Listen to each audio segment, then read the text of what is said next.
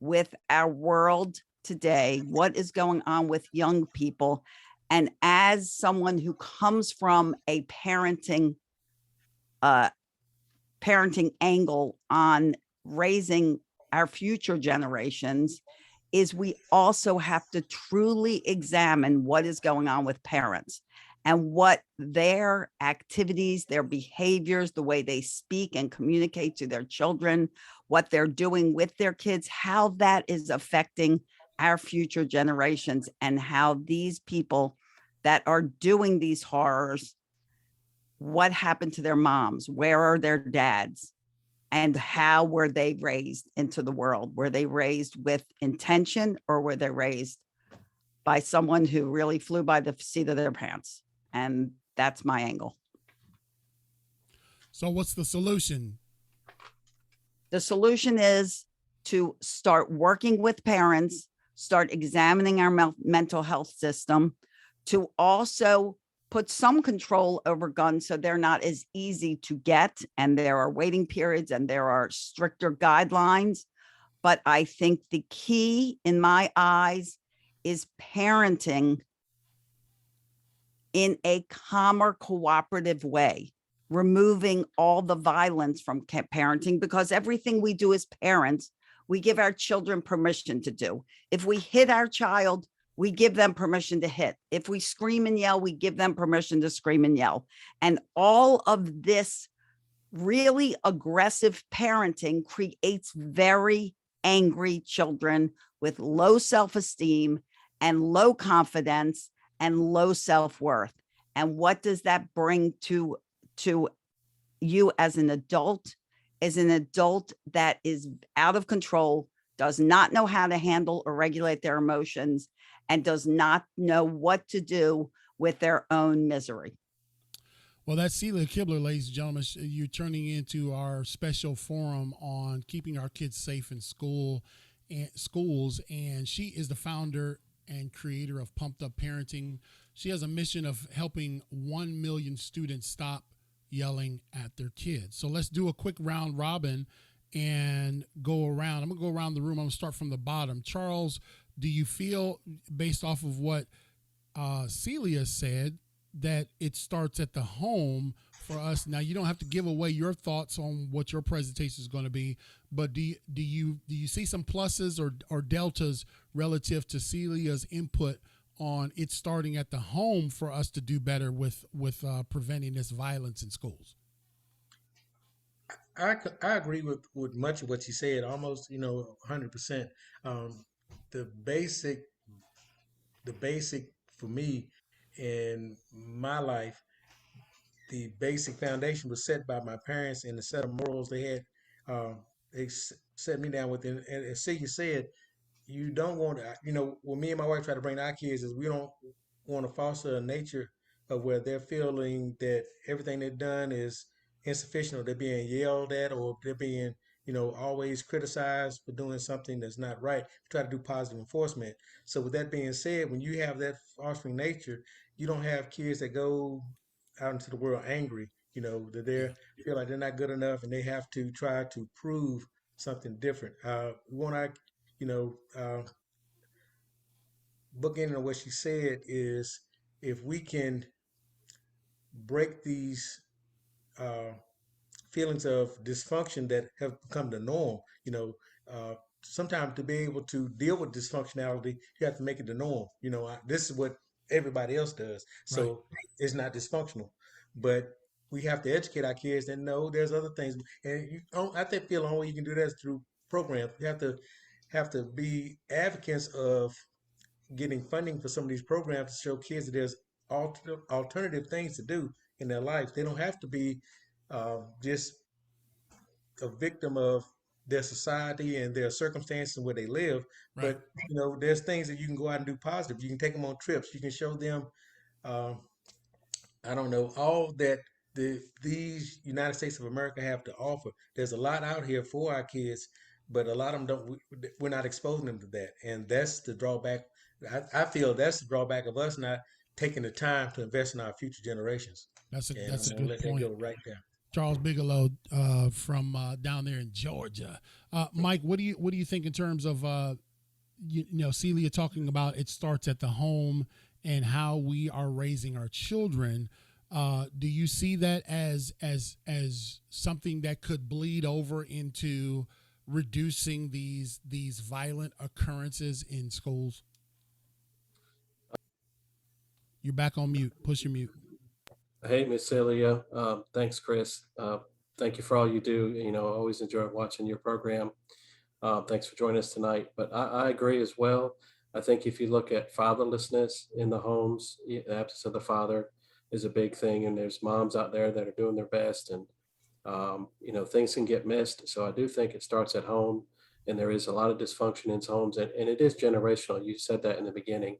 It is very generational, and it's not to point fingers at anybody, but we got to start to break that cycle, and it's got to start. I mean, it can't just talk about it. It really has to start. So I definitely agree with that it does start at the home. And those are my, general thoughts on that as well. So thank you. All right.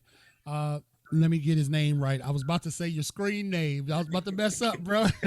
Don Roberts, retired Marine.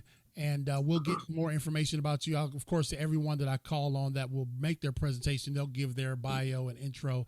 But Don, in response to kind of like our responses to Celia, she talked about it starting at the home and how we raise our kids and et cetera. What are your thoughts, Don? Well, I think she said key word there is intent, and I couldn't agree more. Now, I was raised single parent with 4 brothers and a lot of guns around, but I never used guns in the way they're used today.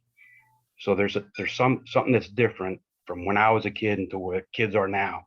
Mm-hmm. And I know we're not going to make this political or governmental, but have you guys ever seen some of these video games that are out there? These are some serious video games that these 10-year-olds, 12-year-olds, right. And not only that, the Motion Picture Movie Association, I think their standards has come way down to let some of these young kids watch some of these movies that are on TV, very violent movies. So intent, where are these kids getting these intent from? And hey, maybe we can lean some of this stuff we're feeding our kids in video games and in the movies, and kids talk to kids, so right. Desensitization of all this stuff is I think lays some blame on the government here for allowing this to happen. All right, thank you, Don, and we'll be back to you in a little bit.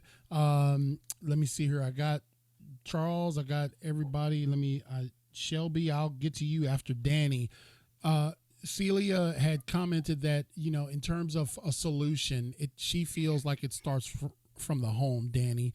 And I know that you have a very unique, we're so close and we talk all the time, in terms of upbringing. What are your thoughts on how the home can be tethered to what we're seeing in these school violence occurrences? Do you think they're related?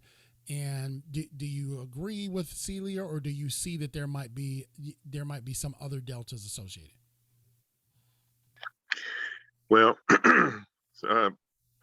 I do think that there's definitely a nexus between things happening at home and those things carrying over into the school system. So I'm not going to pretend to know the answers to it all, because I think that the causes are multivariate. I think there's just an intersection of different things that happen. But from my perspective, one of the things that I'm concerned about, and I think that drives some kids to make decisions that aren't, that are very dangerous, is that one, it's the mental health of kids at home. I mean, one thing that I'm always conscious of is the mental state of my children. I have one child who's still at home. I have one who's not there.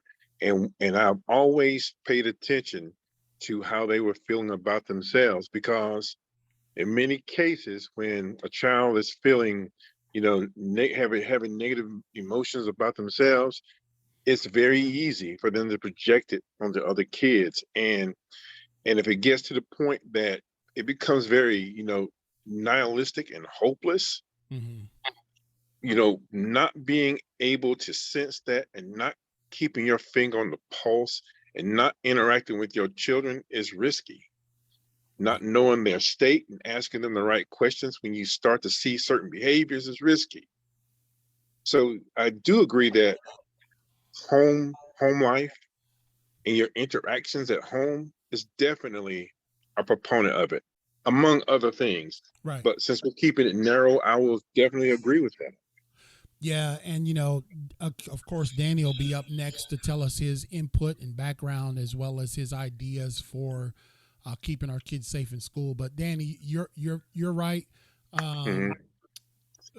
What I've seen over the years, and Don Roberts alluded to this, is that Mhm. we're giving our children more over to this artificial babysitter of the phone, the game, Yeah. etc. Yeah. Yeah.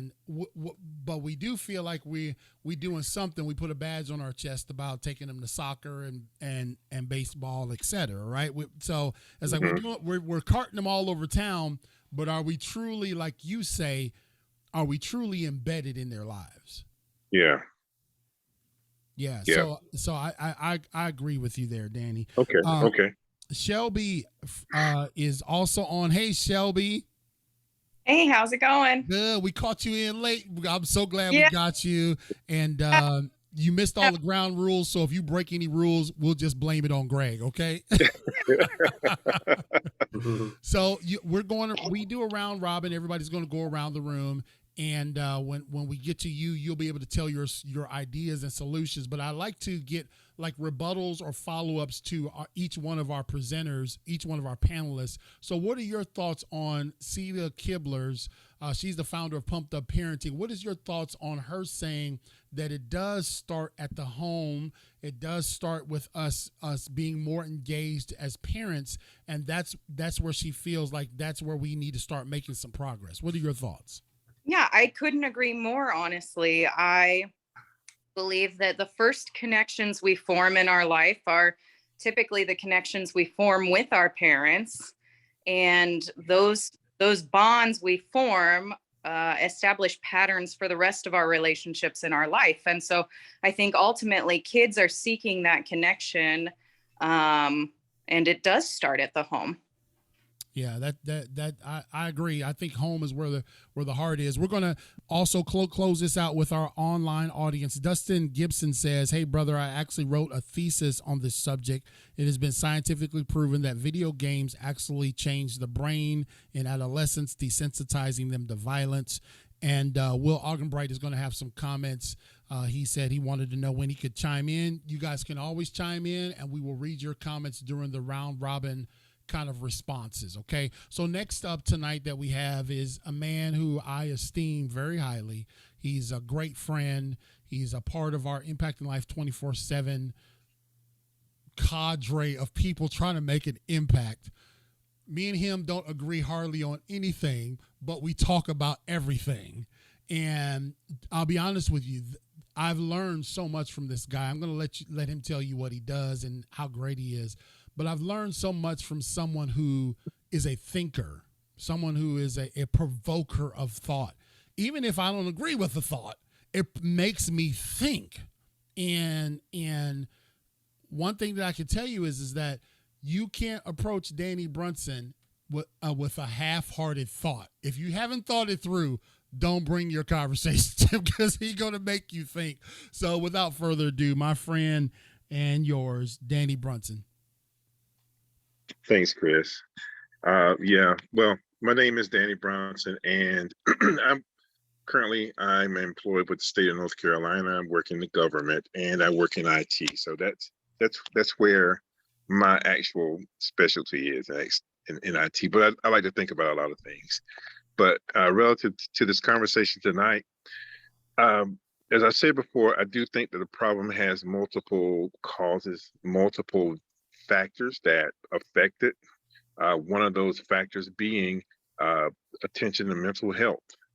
But one of the things that I hope it's not off topic, No, go ahead, Danny. Go ahead. because it updates my thinking, when I make decisions regarding my child and her education, is that whether we like it or not, we are evolving or emerging as a gun culture. I'm not saying that as a pejorative. I'm not being judgmental about it. I'm just stating the facts. Is that we in America have an affinity for weapons, for guns. Why that happens, I don't know. I think it has something to do with the acquisition of power. I think it has a fear element involved. Whatever the cause, it's affecting us, and it's affecting all of our institutions. It's affecting the schools. It affects, businesses. It affects your churches, because, there's always this overriding fear of someone having a bad day or having a mental break and deciding to take your life along with theirs. So I think that what has to occur is that we have to think about how we're going to exist in the future in a gun culture, because I don't see any signs of it letting up. Even if we write legislation to curtail it or to control it or to increase the governance, that still doesn't affect the heart. And in our hearts, we like weapons, we like guns. So I have no idea what that's going to look like in the future for a school. I have no idea what it's going to look like in the future for a business. But I do know that we have to start thinking about existing in a culture where there's this proliferation of weapons, and along with that, increased risk of being, encountering someone who's having a bad day. That drives my thinking, and that drives the decisions that I make, regarding school safety, regarding safety in general, because I think they're all connected. And the things that are happening in schools are just extensions of or reflections of our community and our society as a whole. And we know in America, because we've lived here, we know our history, we've always had an affinity for violence, because for some reason we chose that a lot to get things done. And we have short-term memories, we have short memories. So because we never engage it, because we never deal with it, it repeats itself, and it happens over and over.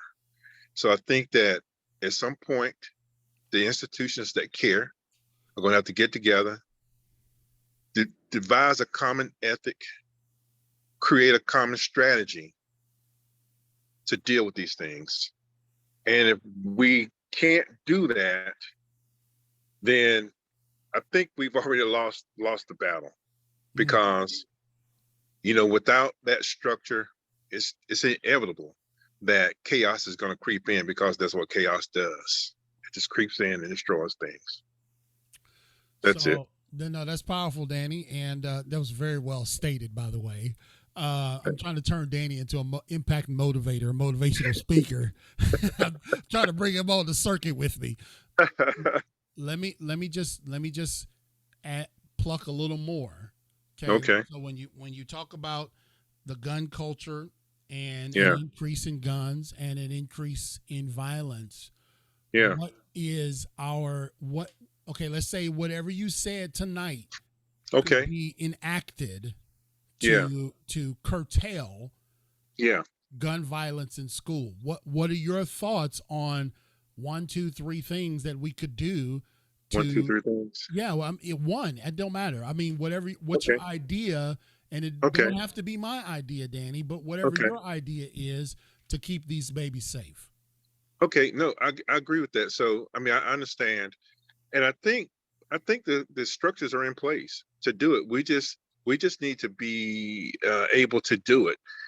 Back when I did teach school back in the 90s, Mm-hmm. there was this triad that everyone talked about.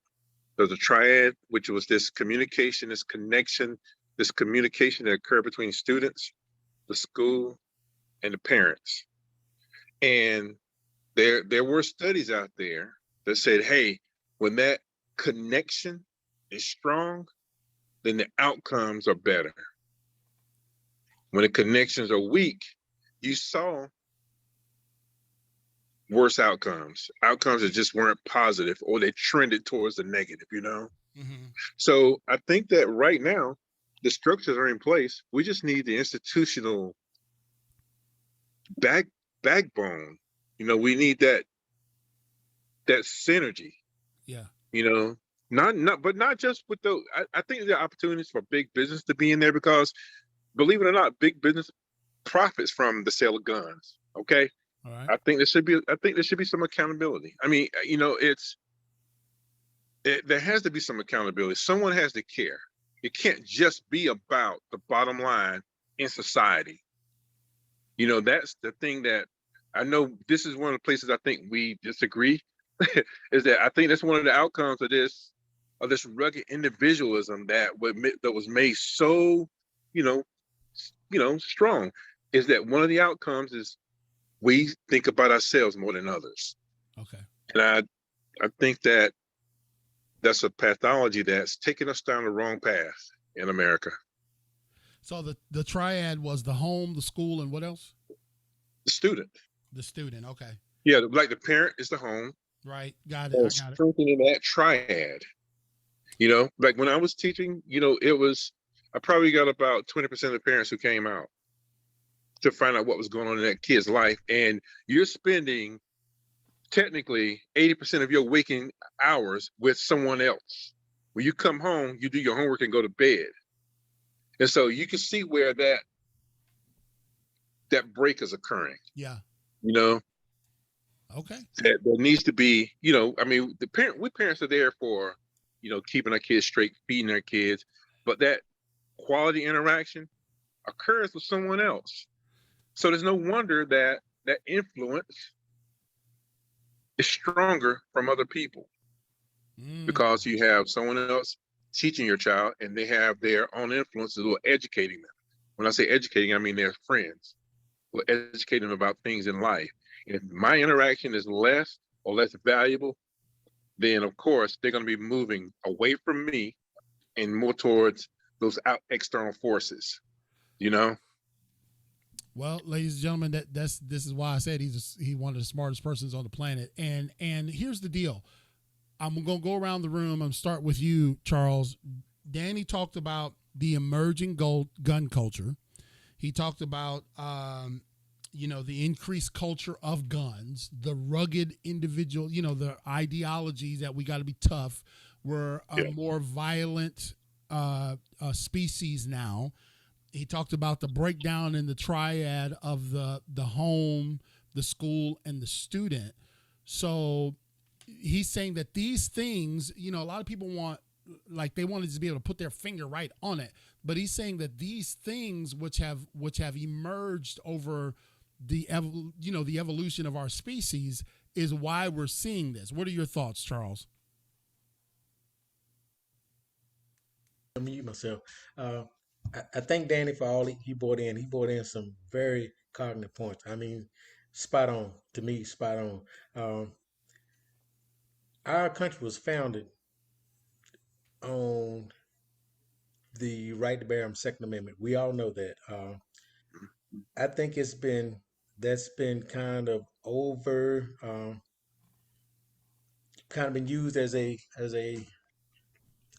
I don't know, a standard or shield to go through and say everybody has a right to bear any kind of arm they want to. And there's a certain level of responsibility. Is I can't remember what Slow Mo said. I'm just going by your screen name. But he was taught responsible gun ownership. You know, there is. I had a guy that I worked with, another maintenance professional, and he said, I never bought my kids a pellet gun or a BB gun because I want them to know that all guns have to be respected. You have to respect them all. He said he trained his kids respectable gun ownership at a very young age, and to me that was responsibility. You know, they knew that everything that sends a projectile out has the potential to take a life Right. if it's placed at the right, and if you know what you're doing. So that part of it I see, and the only way you can to I guess keep order, set a well around the militia. That's part of what the Second Amendment says, and that's why gun ownership is a part of that. However, as he also said, we have become desensitized to the value of human life. Our video games and the things you see, even just regular TV shows right now, it's just like, okay, if you shoot somebody, it's all good. It's no big thing. It's no big deal. We've not we've not placed the value on human life, I think, where it needs to be. But also what Danny said about the schools and in the triad, if you don't fill that mind up with something positive, anything negative can go in there. Whether it's your friend, your peer group, what you see on social media, what you read. We have a responsibility as adults to make sure that everything that we pour into our children, because I have two small children, Right. and they're sponges. They're willing to absorb everything they can get, as much as they can get, and wherever they can get it from. If you leave that void there, guess what? That's what's going to be filled up with. So, like I said, everything Danny on is an educator. He knows, he understands, Right. but he knows also the responsibility of our parents, because it's easy just to let social media or TV, anything else, raise our kids, because we have responsibilities we see as parents. We got to provide income and a home and a roof Right. over your head and clothes on your back. So I'm doing my part on that. And sometimes we get caught up in that. That's enough. But that's not enough. We have to listen to what our kids are going through. What he also said is the mental state. I know I was an awkward high schooler. I was in between the cool kids and the smart kids. Right. So that's an awkward place to be. Yeah. And so it's a lot of uncertainty and a lot of I would say you just don't know where you fit in at, and sometimes you can be picked on because of that. And bullying is always a big factor, Right. and if you don't have the proper avenue to address how you feel, what you're going through, somebody that will listen to you and not be judgmental. Oh, man, suck it up. Yeah, come on now. Yeah. Keep moving. That's a big issue. So I would like to see some, as Danny said, we have to uh, approach our legislature and our congresspeople and our community leaders, and we got to get these programs out here for these kids to give them something positive to do. There's a lot of organizations out there that are willing to do this, yours being one of them. But not a shameless plug, That's but all right. to give them the hope that there's, I don't have to be just caught in my own desperation. And Well, so, you're talking right, Charles. Let me read from Gunny Augenbright. He says, I believe that the intent does start in the home, but we've overlooked a major aspect in that discussion. In our current society, we've had fatherless homes, but that's always been. Why is it different now? We've seen violent movies, video games for a long time. When has that changed? We've had single parent homes with the violence we see today. Why are things becoming different now? I believe there are a few connections we need to look at. First, the increased expense of living has created parentless environments where both or an individual parent must spend almost all of their waking moments earning money to provide for their family. This leaves children to essentially raise themselves. This would include the inundation of these video games and movies, etc. Second, we have lost the sense of community in our society lately due to social media. The feeling of seclusion and anger are amplified by the way we have boxed ourselves in through social media. Solution: drive living income back to allow the possibility of single income households. So in other words, can we survive with one income in the house and somebody actually being there all the rest of the time? And he also says, break the cycle of social media being our primary source of communication. That is no easy task, but I think we as a society try to pick the easiest target, which is blaming guns. So That's from one of our audience members, and then we'll keep going around the room. Mike, you got a quick rebuttal to what Danny said. Your thoughts on his ideas about mental health and emerging gun culture. He says guns are going to be here, but it's a culture. And how do we make those both coexist? What are your thoughts? Quick, Mike. Yeah, I actually agree with Danny in this point that the gun culture is very strong. I think that the last thing I read or heard was that 42 states have strong concealed carry permits going on. And so not to be too political, but just to give you like rebut to that, to say that it's not going to slow down, but we have to find a way it's going to coexist. But I do think, just to double back, Danny, when you said 20%, that really touched me, that as a teacher, 20%, I know that you're a caring person. Like, well, what is the other 80%? And I bet you dollars to donuts that there was some students that were troubled kids that were part of that 80% of the parents that didn't show up. So, you're not a miracle worker. You did the best you could, but there's a gap. And so that gap, to me, that correlates with those children are at risk. They could be doing video games, like everybody said, ties in. You do video games, that could be not have someone to hang out with, be in the wrong crowd, then you're making bad decisions, then you get a gun in your hand, and then bam, you have a tragedy. So, you can connect all those dots, but I think that that'd be my response to what you said, Danny. So thank you. Way to go, Mike. Don Roberts, your thoughts, Don? Yeah, I agree with Danny on most everything he said. When Greg asked me to do this, I had to go out and do a little bit of homework. That just being the Marine in me. That's and right, stuff. Semper Fi, and, baby. and I came across this article I read a couple of days ago in the BBC article, and it's really relevant to what we're talking about mental health wise today. And I'm not gonna. You said don't put any politician's name out there, so I won't. But where this last shooting happened in Texas, this article stated that the state of Texas had all this money to go to mental health, and most all of it didn't go to mental health. And this is the state we're talking about where the shooting occurred. It went to border security, and man, that just wow, So all this earmarked money that was supposed to go to mental health now gets shifted to border security. So transparency in government, man, I know I didn't read anything about that in the States. I read this in the BBC, and I didn't vet this article from the BBC. I have no way to, but it really, really touched home. So see how stuff bleeds into other topics. I mean, mental health bleeds now into border security, probably bleeds into fentanyl coming across the border. There's just so much that this expands into all these kids' lives. How many kids we lose into fentanyl, not just mental health, but the mental health. Yeah, Danny, I agree 100% with you. Yeah, 20%. I bet you it's even lower than that these days. Because I deal, I'm on a campus every night doing high school sports, and that's the way I give back to youth now. Is I'm a sports official in 4 different high school sports, and it's the way I stay close to the kids now that I'm double retired. So, yeah, that's my 2 cents. But I did read that article. That article was valid. Couldn't vet it, but if that was in fact true, where's the transparency that money's supposed to go to mental health and it doesn't?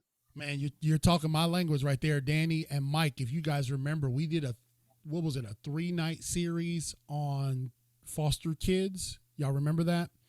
And we did a 3-night series, and we discovered that even within our own state, that funding was supposed to be going to help bolster foster parents and helping kids get placements in foster homes, etc.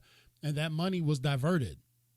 And they did a whole USA Today article on it, Brother Roberts, and found out that until the covers were pulled back, foster kids were being placed in mental health institutions, insane asylums, because they had no place, they had no foster homes or group homes to put them in. Why? Because the money was diverted to other things.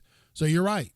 Transparency, and I know Will Augenbright will appreciate that word. Transparency in government is important. It's essential.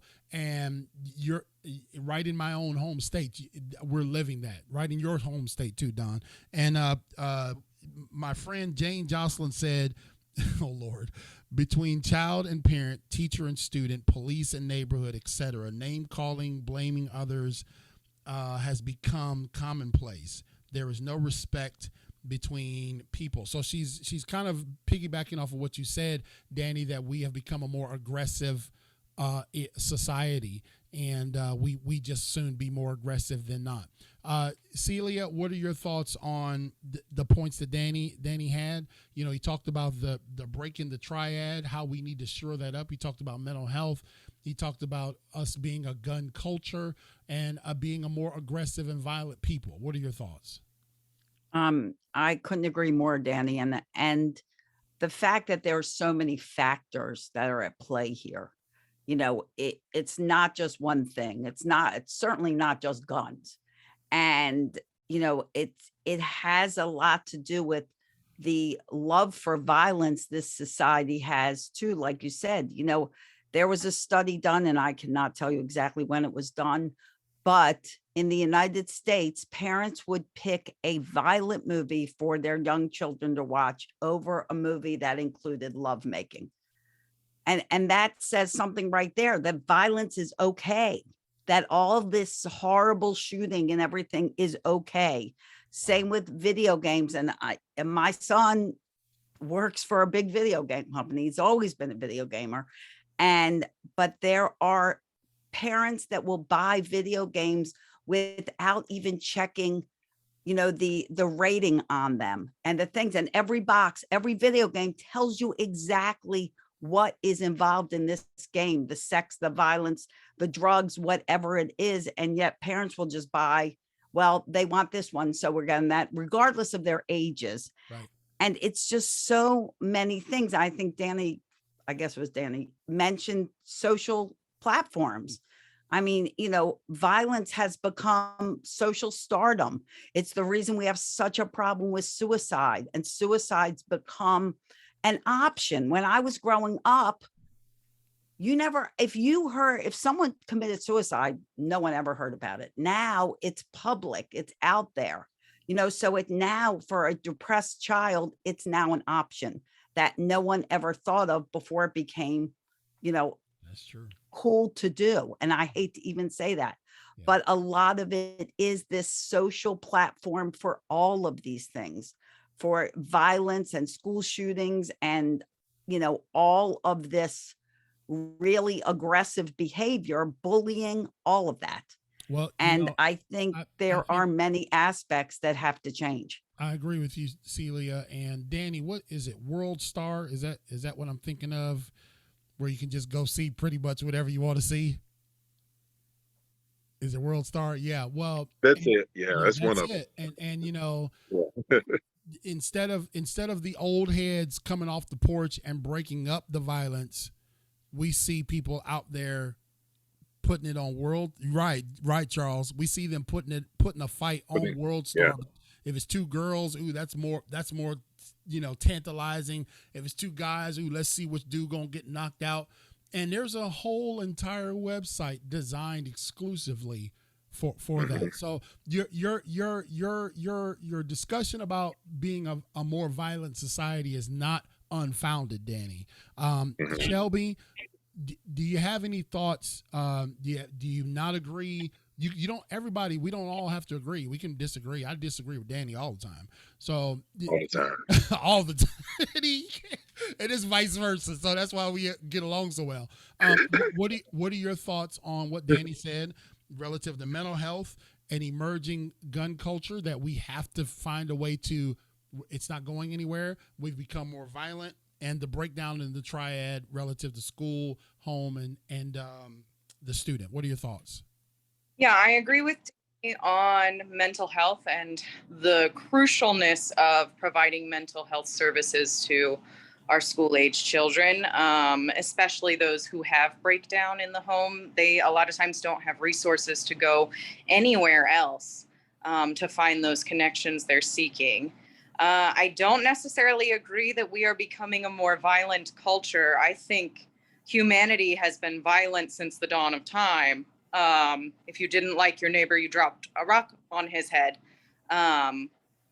You know, so I think The difference is the access, right? We live in a culture in which we have access to everything at the tips of our fingers. And I think that's maybe the distinguishing factor rather than us getting more violent as a culture. Rebuttal to that, Danny? Because I mean, that Eh, is a good point. No, if I implied that I thought the culture was becoming more violent, I didn't mean that to come across that way, because I don't believe that. I know that the 19th century was much more violent than the 20th and the 21st. Okay. So I do know that violence on a whole is trending downward. But I do also understand that if you're exposed to violence, even if you're a nonviolent person, then violence becomes an option in your brain, because your brain doesn't know the difference between something that's happening virtually and something that's happening real. And we've seen the outcomes of that, because why? We see kids who will go out in the street because they're searching for status. And one of the ways to get that is to have things like body counts or things of that nature. Yeah. And so everyone's not affected by the violence, but the most vulnerable and the most, the minds that haven't matured enough can't make a distinction between right and wrong, acceptable and unacceptable, and unacceptable in many cases. Not every case, but in many cases, and we see that happening. So We so see then, it happening in real right. time. So then that kind of transcends the entire conversation. That okay, so maybe I'm not going to punch my neighbor 5 times out of 10. Yeah. Right. But what she said and what you're saying is the access to it, or like I think I've mentioned to you a couple times, Danny. I don't know if it's helpful for us to, without fail, 24-hour news cycle every tragedy that happens. Yeah. Because it eats up your soul, man. It just It like, does. and then for that person who is on the fence about potentially doing it, Yeah. you know what I mean? It just gives them, hey, this is going to be my 10 seconds. They're more incentivized to do it if they have a weapon on their side. Yeah. In many cases, they see a person and say, you know what, I'm not going to engage this person here or on the street or in the car. But if I have a weapon in my car, there's a higher probability that I'm going to say, you know what, I'm not afraid of this person. Why? Because I have the power of life and death right here on my hip. Yeah. So it becomes an option. And I think that many times when people would normally walk away, like say a martial artist would do, because they're properly trained, they're saying the best fight is not to fight. I don't see that occurring with people who carry weapons. I mean, no, I'm sorry. Let me rephrase that. That's not true. Okay. A lot of people are trained properly. Right. But the ones who aren't trained properly are many times able to get those weapons and make bad decisions. And it's usually those people without the training that have that higher probability of making a bad decision because they weren't trained. You're good, Danny. And Will Argenbright says, to that point, we missed the part about being well-regulated, meaning well-trained. And so you're right. And I got an idea relative to training. Mike Black is a friend of mine for the past 20 years. He's a co-host of Impacting Life 24/7. He's also 1/3 majority owner of Impacting Life 24/7 LLC. So he got some skin in this game. And one thing about Mike is that I surround myself with people that provoke me to thought. And so not every time Mike gives me a thought do I agree with it, but it provokes me to think maybe it's not Mike, maybe it's me. And so Mike has a position in many areas relative to the community, and he serves his community well. So I'm going to let him tell you a little bit about himself and then give us his solutions for keeping our kids safe. Mike Black. Hey, thanks, CL. Appreciate you so much, and glad to be here with you guys tonight. I'm really enjoying everybody's dialogue here. Just a little bit about myself. I'm a working professional. CL and I do have a day job, and then we do this at night. So I'm an aspiring author and a leader in my church for the men's group. I've done that for many, many years and really enjoy connecting with men and helping them connect with faith. And my daughter is military Army, and she's stationed in Alaska. And so, I'm a veteran myself, Marine Corps veteran. And so I'm just happy to be here. Now, I'm gonna tell you, just really, like CL said in the onset, it really just, what broke me down when that shooting happened was I seen a gentleman on Facebook doing coffins for babies, and it just, I wept. It really just touched my heart, and I was weeping, man. I'm thinking, that's real parents, that's real kids that are really struggling. And it really, it really struck me. And so as I prepared for this, and I was like, CL, man, I was agonizing about this, and I was trying to prepare something really thoughtful. So I just took it approach like this. Okay. So I did a search on the web for the 9 elementary schools in my town in New Bern, North Carolina. So what I found was quite alarming. So no names, I'm not calling those schools out, but on the websites, only one school mentioned drills for fire, tornado, or lockdown procedures. The other 8 did not have no protocols, could not find anything on their website. So I thought to myself, what do these schools do? Because CL said it too as well, that these schools are soft targets. They can just, any person can just run in there and everybody's caught off guard. So what I did was I ran the numbers. On average, there was 26 teachers in this school. That's someone's dad, mom, brother, or sister. On average, that's 460 students per school. That's precious souls. I ask you here, that we all know that those are our babies. That's the future. You know what I'm saying? So that's how serious it is. Other things that I found on school websites, and I know it was summer, so they had like mission statements, fall schedules, but I also noticed a strong social media presence, Facebook, Instagram, Twitter, all that's great stuff. But again, there was nothing talking about the basics of what to do in an emergency and how to protect in case something happened. I just can't believe that.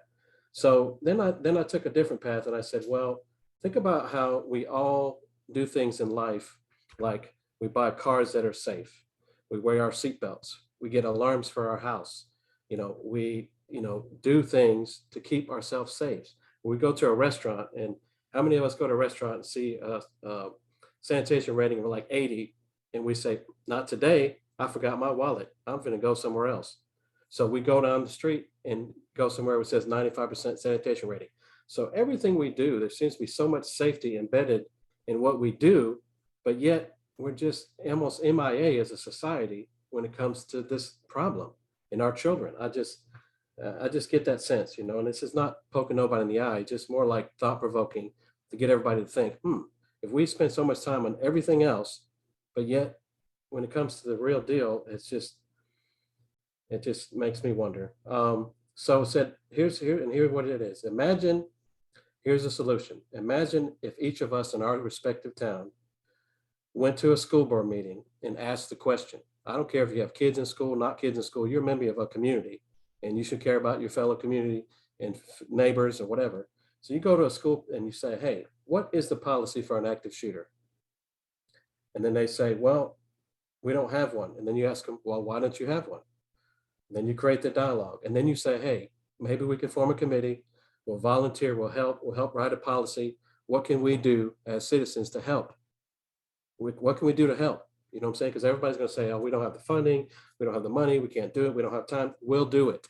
We'll write it for you, present it, implement it, do something. You know what I mean? Don't just talk. Real children have died.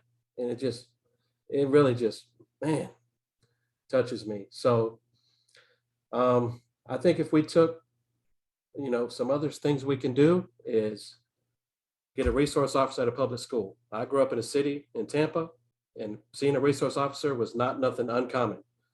That resource officer broke up many fights. And if he's there today, he could stop somebody from running there with a gun. And the last thing on gun violence is everybody hit on it so good was that it's not just the gun. It's so many pieces of this puzzle, that we have to talk about and deal with. And in another forum, we can definitely deal with that. But I just think it's basic common sense. And frankly, we're missing the boat. I mean, you lock your door at night, so someone doesn't just come in and kill you and rob you while you're sleeping. So we're leaving our schools wide open for people to just run in there, and it's a lack of common sense. And I think that we're all failing, And that's, just, we're all failing as a society. It's not any one person's fault, but all of us collectively can really do something about it. We have to take some steps. So thanks. Well, that's very good, Mike, and thank you for your input. You're kind of, I'm not going to have anything to say when this forum is over because that's kind of I'm leaning toward that area. But Will Augenbright said this, and I want to kind of piggybacks off of you. I'll go to the online audience first, and then we'll go back around the room for people's input.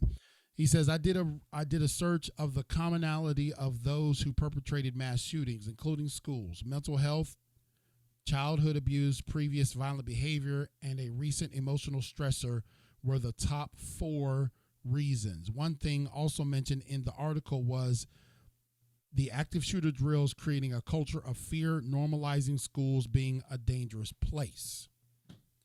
Now, here's where I want us to add this into your mix, Mike, because I sent you, and I think I sent Danny, the day after that shooting, a picture that disturbed me about the access to a school. Maybe I even sent it to Will and a couple other people. One of the responses I got back was, well, are our schools supposed to be Fort Knox? Are they supposed to be military compounds?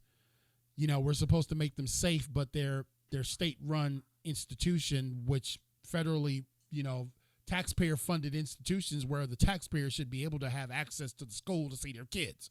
So should it be so complicated and so secure that you can't even get into the place? And that's the argument. I'm creating the first rebuttal. Then we'll go around the room. That okay, we want secure schools, but do we want pseudo jails? Right? Just think about that. Do we want secure schools, but do we want places that are guys with armed, military garbs at the front door that greets you? I'm going to start with Shelby first. Yeah, Well, that was just my piggyback off of Mike, but his whole concept was we do have to do something to make our schools safer. What are your thoughts? we do, but I think school when I was a student, school felt like prison enough already, without all individuals walking around or having to go through metal detectors on our way in. I think those solutions are like putting a Band-Aid on an open wound that, is treating the symptom rather than the root cause, which I think Danny mentioned is mental health, is connection to your peers, connection to your family, connection to your teachers and your community, feeling that like when you reach out for people, they're going to be there for you and listen to you and hear your problems. So I don't necessarily think making our schools more tight on that kind of stuff is a permanent solution. I think it can make some people feel safer, but I don't know if that's a healthy learning environment. Okay, excellent, Shelby. That's why I told Greg to get you, because I wanted to hear some. I'm glad that you presented that, because I've heard that discussion, and our online audience, if you guys are just tuning in, man, we are chopping it up. I have no time limit. I don't go to bed until 3 a.m. anyway. So, Danny, well, right up, much earlier than that. What'd you say? Well, I go to bed much earlier than that. So, when you fall asleep, you can just turn your camera off. But okay. So your thought process is that putting a lot of emphasis on making our schools safer should not make them feel like prison encampments and having all this forward presence of armed people, et cetera. Correct? Yes, that is exactly what I'm saying. Okay, Charles, your thoughts? I have to agree with Shelby. Like I said, school's hard enough as it is. We've heard different opinions on this, all the way from Army teachers and more school resource officers, less school resource officers, locking doors. And I don't think there's any easy solutions. I feel that in my opinion, um, school resource officers are a great thing. Properly trained school resource officers that have the full gambit of understanding the dynamic of what they're dealing with in the schools and their responsibility, you know, to protect the students, but also to not be that heavy-handed, Gestapo type, rigid, um, that to rule by fear.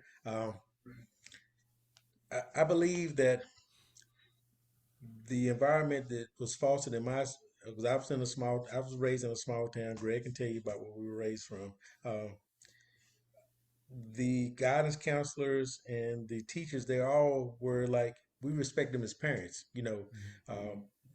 not just being our teachers, but also kind of like they were the um, outstanding individuals in the community. So that respect and I guess not necessarily fear, but just the place of honor we had them in back then was a different thing. Now I feel like from Columbine to today, I look back on Columbine as the first, I think really brought this gun violence thing and, the school shootings to the atmosphere. If you look at the way they were dressed and the way they carried themselves, it was cool to be like the people in the Matrix. Okay. That's their whole precept was to me. That's just the way I interpret it. That's what they got from that is, I'm gonna go in here and I'm going out with a blaze of glory. And there probably was some indicators there from the get go, and there's probably was some things that could have been put in place there to keep them from bringing all that to to the school. But what I've seen for almost the exception is most of these kids that had access to these guns, the parents, it started in the home where the parents didn't wasn't monitoring what they were trying to do, what they were researching, how they got access to the guns, who they were, what they were looking at, and what type of guns they were researching. So that's a big part of it. Is you can lock a school down all day long, or try to, but if an individual, I feel if an individual really wants to get a gun into a school or try to do something, they are going to find a way. There's going to be a way there. We have to change it. I think we still have to change it. That the just the way of thinking, the thought process that goes into that. And there was some heroic actions. These teachers, I have to applaud anybody that's an educator in the school system today. Almost without exception, all these school shootings, there's been some teachers that sacrificed their own lives to protect their students, and that's what you go to school to. That's what you go to school to expect, that you're going to be taught and nurtured and but protected the whole time you're there. That you're in a safe atmosphere, and so I think the these active shooter things, as Mike brought up, we have to get these policies in place so these teachers that are there know what to do to secure their schools. I'm not saying it's locked for the time you go in, for the time you go out, but once there's a perceived threat, there should be a policy to, just like you said, inclement weather or uh, fire drill, anything else. You need to put these practices into place and actively promote them, uh, so that everybody knows exactly that it's almost an automatic response. If this alarm goes off or this code goes off, this is what we do, and this is what we do to protect ourselves. So Right. thank you for letting me share. I agree with that. From our audience, real quick, before I get to you, Danny, Dustin says, instead of going military route, why not consider a volunteer parent program? No one will protect kids better than the parents, moms, dads, when they are not working, volunteering in the schools to be those mentors and parents that some of the kids are missing. Katrina McCain says more needs to be done. She's coming from a mother whose son teaches in schools every day with where kids have no respect for authority. Danny, you're a former educator. Mike says there's no real documentation on the school's plans for safety in response. He talked about parents going to the Board of Ed asking about how they can get involved in the active shooter protocols, resource officers at all schools. What are your thoughts, Danny? Well, I think my thoughts run sort of tangent to Shelby and Charles, and it ties into what I was mentioning about not knowing how our organizations, institutions were going to emerge, given the changes that are happening in society right now. Okay. And I know that talking about things like guns, it's pretty, it's a divisive issue, you know. And I don't really even want to voice on any opinions about, that. But I think that one of the fears, one of the risks that we run is that we want to treat symptoms, right? We want to say, hey, well, a school's unsafe. How do we make it safe? Well, there are guns out there. Let's put guns in there. I mean, things like that. And unfortunately, you heard that saying that says, whenever, all you have is a hammer, every problem looks like a nail. And that's one of the risks I think we run into, is that in the short term it feels good because, hey, we're doing something. At least we're doing something. And there's something to be said about that. I'm not criticizing that. Okay. But I think that we need to be, as they say, be able to chew gum and walk at the same time. Have short-term plans, have short-term strategies, and have long-term plans and long-term strategies. Okay. Yeah, some of the short-term are definitely, protecting the people who are most vulnerable, right? But the long-term is treating the causes. And I'm not saying I have the answers to that either, but I think if institutions would get together and create that synergy, then we can crowdsource answers that are going to be much better than any one person will be able to come up with on their own. I really like that. That was good. But Danny, I'm paying you $300,000 a year, so I expect you to have answers. That's just the way it is. Okay, brother? That's it. That's it. Okay, well, for that, I'll come up with an answer. He said for that I could give you something better, right? I give you an answer. Okay, Don, the man, Don Roberts. I got your name memorized, even though his name on the screen is Slow Mo 1962. I got both names. I'm gonna call him Slow Mo when I meet him in person, but he's our friend Don. Don, what are your thoughts on Mike's approach and recommendations for? Hey, man, we gotta get better organized on our safety protocols, having parents involved to help engage this, and getting our schools secure. What's your thoughts, Don? Hey, Mike, he's just up the street from me. I'm down in Havelock. He's only 20 miles up the road. So what he said, I heard him. Okay. I think I told you that for the last 21 years, I've been a sports official for basketball, baseball, football, and softball. So year round, I'm in these schools. And I got to tell you that a school is not going to be in lockdown until they're in lockdown. Does that make sense? Okay. I service 59 schools from Wilmington to Goldsboro to the coast. And not all student body knows me. Not all coaches know me. But I have yet one time, I'm telling you 100% of the time, walked right into school with a duffel bag with wheels on. So yeah, Mike, I think we need some training.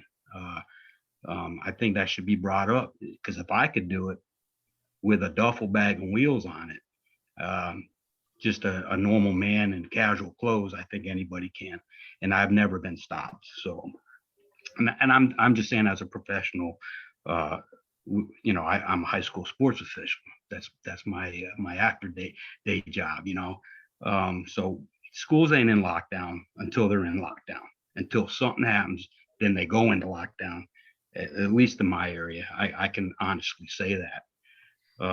So yeah, Mike, I agree with you. I do think there needs to be some more training, maybe not with the student body, but maybe with the faculties. Have drills with the faculties at least, so they know what's going on. That's about all I got on that there. I agree with him 100%. That's good, Slow Mo, and you're right, because I've done the same thing. I've found, because I'm a speaker, and I speak in schools, so I have frequent schools quite a bit. And Sure. I have a tendency of showing up at a school wherever I may be, and there are some, you can see, just us military folks see vulnerabilities, you know what I'm saying? And so I know what Shelby has said, that we don't want to turn the schools into barbed wire. And neither do I. And neither do I. And I don't think any of us do.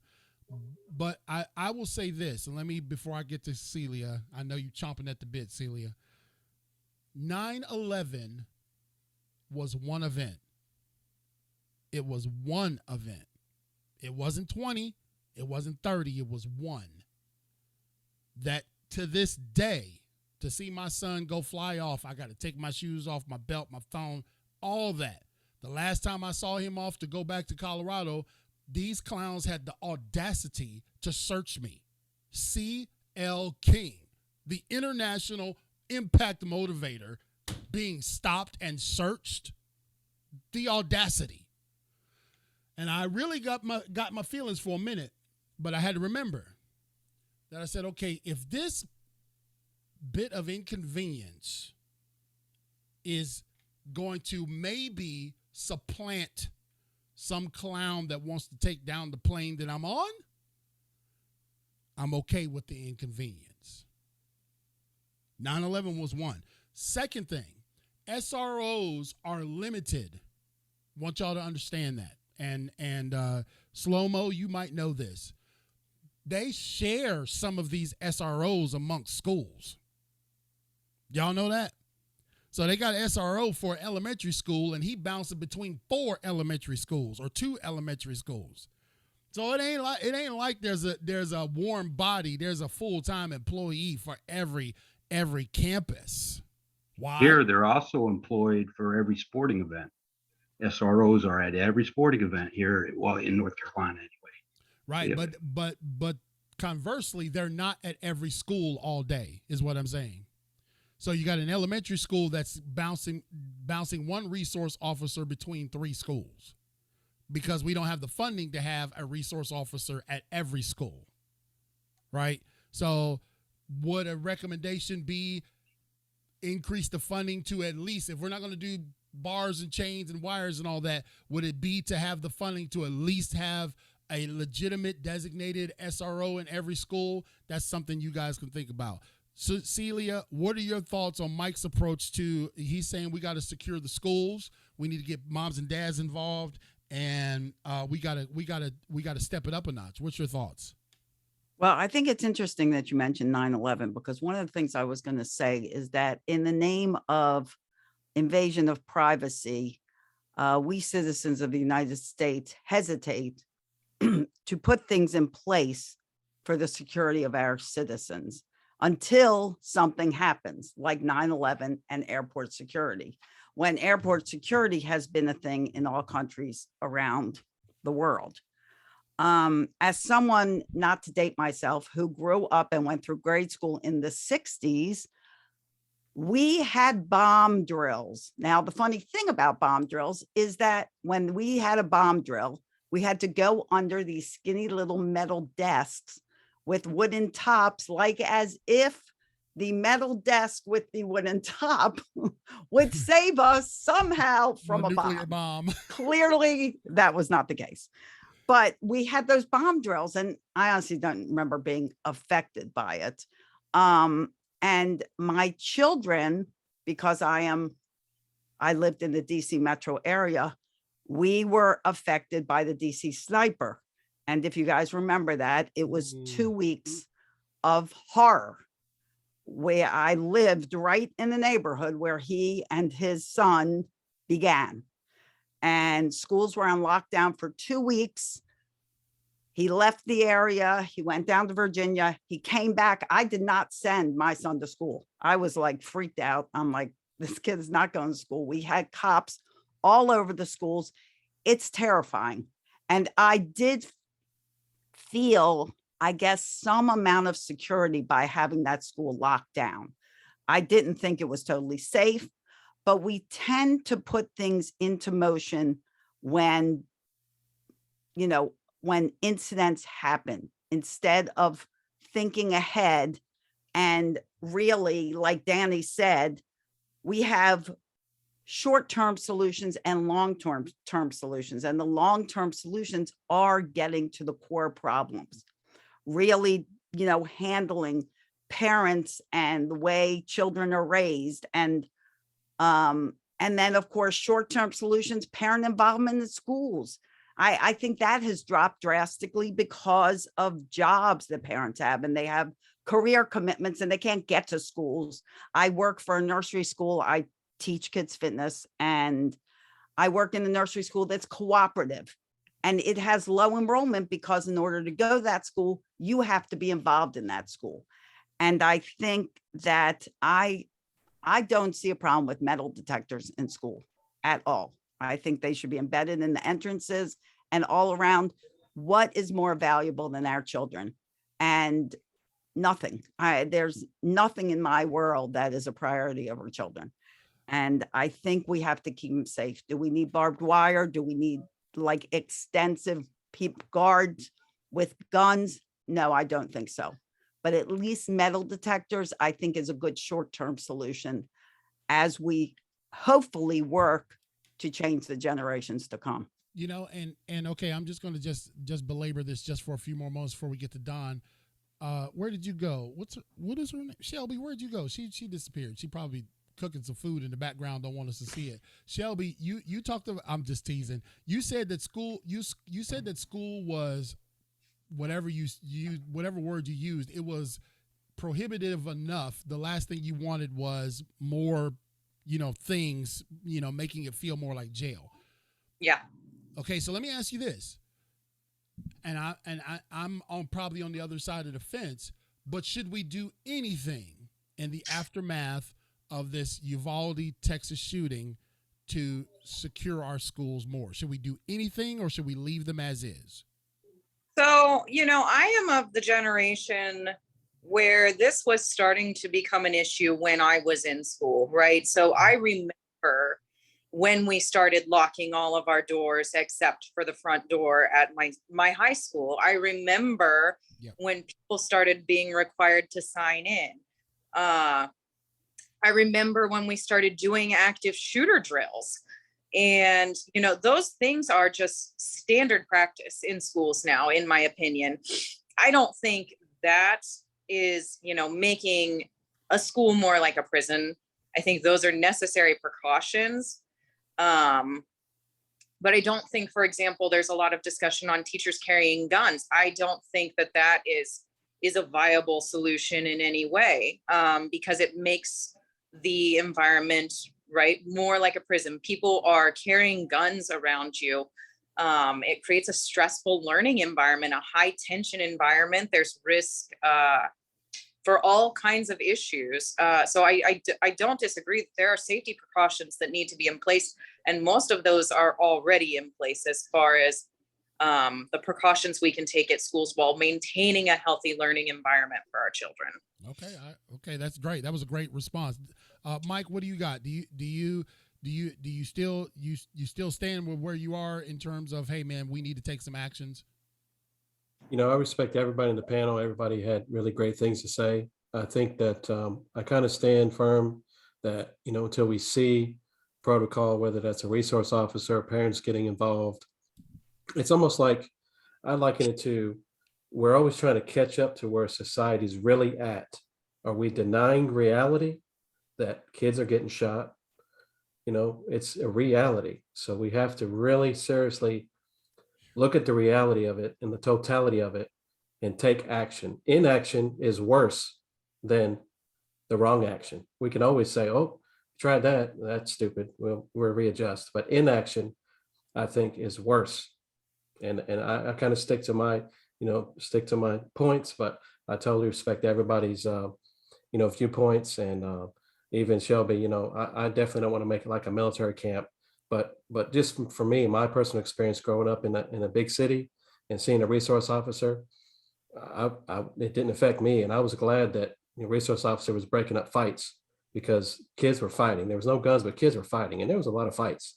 It was not uncommon to see fights, but I was in a big school, high school of like 600 people. So I'm not talking about that, but I'm saying the schools, and one last point is that the schools that are most at risk, the soft targets, are these elementary schools.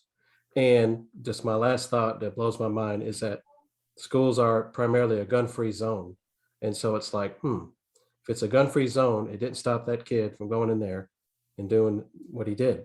So I just think we really have to, take all the points and put it on the table and do something. We have to do something. That's why we're talking here. That's a great follow-up. Our online audience says this. One of our members says, we are past the point of expecting our schools to look and feel normalized. They stopped when we had to force masks in school on 5-year-olds. Oh my Lord, we getting heavy, Danny. Our kids have seen more violence and choose to ingest violence on TV in their own neighborhoods. I don't think providing the amount of security necessary will traumatize an already desensitized school environment. Desensitization in as young as 5 and 6-year-olds is prominent. We put U.S. Marshals undercover on planes. Why not increase security undercover without scaring the kids? That would be a great idea. So, man, we'll be here till midnight if we went on that one, because I know Daddy got something. Let me go ahead and get slow-mo 1962, the man and the ref that I probably fussed at a game or two. Don Roberts there. Don, tell us a little bit about yourself and give us your thoughts on how we can keep our kids safe. Okay, real brief. Y'all know I'm a referee, but prior to that, 42 years in government service. I retired as a Marine in 2000, went into civil service right after that, and retired again 3 weeks ago. So I don't have a day job anymore. Yeah. Thank you for your service. I appreciate that. Where do I think we need to go? So we all know that, the Senate and the House, they passed the bill and it's on Joe Biden's desk now. And I got to look over that. I did some research and, everything that was in that bill. And I consider myself a conservative, moderate conservative. And there's nothing in that bill that I disagreed with. But when we first started talking and you got my first input on the money that was diverted in Texas to go from mental health to border security, well, guess what the first thing in the bill was? They're going to send states a lot of money for mental health. Well, if it's going to mental health, my thing is, where's the oversight? Make sure it goes to mental health. The second thing that was in that bill was a lot of money is going to go to the states for school security. So let's make sure that money goes to school security and not, I don't see how there's not oversight when we're giving all this federal money and it's not going to what it's earmarked for. That blows me away. The one thing that wasn't in there that I could live with was AR-21 being 21 years old, or AR-15 being 21 years old. Yeah, that doesn't bother me at all, but that didn't get put in. What did bother me a lot was the red flag laws. And this is why it bothered me. When they were discussing all the red flag laws in the House and in the Senate, the one stumbling block they couldn't get over was, okay, we're gonna say the government, or we'll say the state is going to, Mr. Roberts, I'll use me, okay, has severe PTSD and he's had suicidal thoughts, and we're gonna take his guns away from him for a while, and that's good. I agree with that. But the stumbling block in the House and the Senate was, well, how does he get them back? Well, one side says, well, let's put it in front of a federal judge or a state judge or a local judge to have his rebuttal when he's ready to get his, and they couldn't get past that. So now what was written is they're going to, let me read it here. They're going to give money to the states to form and develop red flag laws. So I just think that needs to be done responsible, because if it's not going to be done I come from a military community, 42 years, and I've seen guys with PTSD, severe PTSD. I've seen suicides, and I've seen guys at their lowest, okay? And if you were going to take these guys' guns away with no remorse of getting them back, whether it be through arbitration, through a judge, or just no other way, I don't think a lot of these guys, and some of them friends of mine, would ever report their mental illness. So I think these red flag laws need to really go into effect in a responsible way, where the person that needs the mental health help is not going to not get it because he's not going to be able to retrieve his possessions. So that sort of sums it up for me. There's probably more in the laws that's going to the president's desk that I didn't get into, but them are the four that I really looked at. And hey, I'm a conservative. I believe in those four things. Again, the under 21 with an AR, I don't care about that. That to me, that I don't care about that. But the other three, I hope they do what they say they're going to do, and I hope if they allocate money to the states use it for what it's intentioned for. Or that's all I got. Man, it's powerful, and I thank you again. Retired 40 plus years of service to your country, Donald. And Will Argenbright says, "Count me in that group." Oversight. Let's just start there. Let me go first this time, guys. I believe oversight is a huge thing, in my opinion. Okay, just like I talked about, I did a 3-night series on the funding that was supposed to be for foster care in North Carolina that got diverted to other pet projects. And it was only until the USA Today did a big, huge series on it that they said, oh, now we need more money, and we promised to send it to where it's supposed to go now. That I was fit to be tied when I was doing that 3-day series, Don, because if we say we need money to do the particular thing, then let's do that thing. Okay, if we're really serious about making these things change. I don't know a lot about the red flag laws, but I did want to ask you as a follow-up, what do you think about a 7-day waiting period to purchase a weapon? Don, what are your thoughts? I want to ask you specifically. That doesn't bother me in the slightest. I could wait 7 days to get any weapon or rifle or pistol. That doesn't bother me in the slightest. Do I think they expand a background check? Doesn't bother me. Okay. I have nothing to hide. Yeah, it doesn't bother me. All right, because that's and we're going to go to Shelby first. Shelby, that's some of the discussions that we hear on both sides. There should be no waiting, no red flags. There should be give the money with no oversight, etc. But some people have an issue with it. Us saying, hey, let's make the purchase of this particular type of weapon. Let's make that age 21 versus 18. Some people have strenuous thoughts over that because that's dipping into the amendment, Second Amendment. What are your thoughts in terms of what Don has laid out relative to let's get some oversight? No problems with the age being 21, no problem, but let's get clear, defined red flag laws and not just willy-nilly, because you could be doing more harm than good where people won't report their mental health status. And what are your thoughts on what he proposed as keeping our kids safe? Yeah, the first thing I want to do is thank you, Don, for bringing up the perspective on the red flag laws. That is something I had never thought of, as far as people not reporting mental health issues out of fear that they're going to lose their firearms. And I think not reporting those mental health issues is possibly a bigger issue.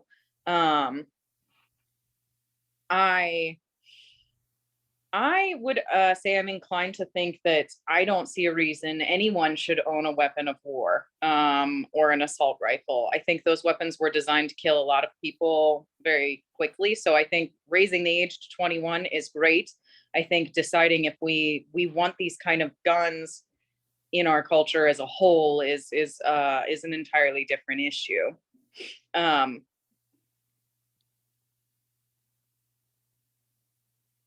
Yeah. So I think there's more to be explored there. I think these weapons, particularly, have been used in a lot of high profile cases. And so maybe that's something to be looked at. Shelby, I'm gonna just ride this conversation just for a second. Then we're going to Charles, Danny, Mike, Okay. and no, we're going to Charles, Danny, Celia, then Mike. What do you consider a weapon of war? I'm Yeah. I'm asking for the general populace, because I've heard that statement before, that Yeah. particular weapons are weapons of war. But if I was being the devil's advocate, I could say that any weapon could be considered a weapon of war. Yeah, and statistically in mass shooting events, handguns are actually the most frequently used weapon, right? But if we think of police response time and we think of response time to these incidents, I think when we're dealing with um, high capacity magazines, for example, on semi-automatic weapons, you're looking at something that can do a lot of damage in a very short amount of time. And police response time is not going to be comparable to those things. So, and maybe, maybe we need to look at those high capacity magazines and the accessories you can sell with those kinds of weapons. But when I'm talking about weapons of war, I'm talking about specifically semi-automatic rifles. Okay, very well. I said Charles, right? Charles Bigelow up there in Atlanta, well, south of Atlanta, somewhere in the Georgia area. In that area. What's your thoughts on Slow Mo 1962, Mr. Roberts' thoughts? Well, I think Mr. Roberts had some very cognitive points about what they're passing in this gun legislation. For one thing, I'm gonna go. I'm gonna have to applaud the courage of our elected officials to finally address the need that we have to change some of the regulation of how we regulate guns. What Shelby said about guns, about I guess you said weapons of war. The thing about it, when you go back to the American Revolution, back then, most guns were manufactured in they were, most of them were handmade until Eli Whitney came along, and because everybody know Eli Whitney about the cotton gin, they don't know also that he kind of uh, modernized how we manufacture weapons so everybody could get one. So, they were kind of concise. You could mass produce them. That's what I'm trying to say.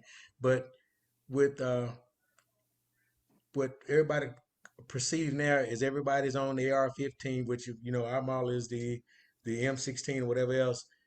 That was a weapon that was manufactured to be made to be easy to shoot, easy to put rounds on target, to be able to to really kill, to be proficient in what it was designed to do. And so limited access to that, to have a well-regulated militia, and the word of that being well-regulated, which means well-trained and well-disciplined. Yes, I think there's no problem with people accessing those type of weapons that have been trained and over the age of 21, because there's a certain level of maturity and training that needs to go with the responsibility of responsible gun ownership. I don't think that right needs to be infringed upon.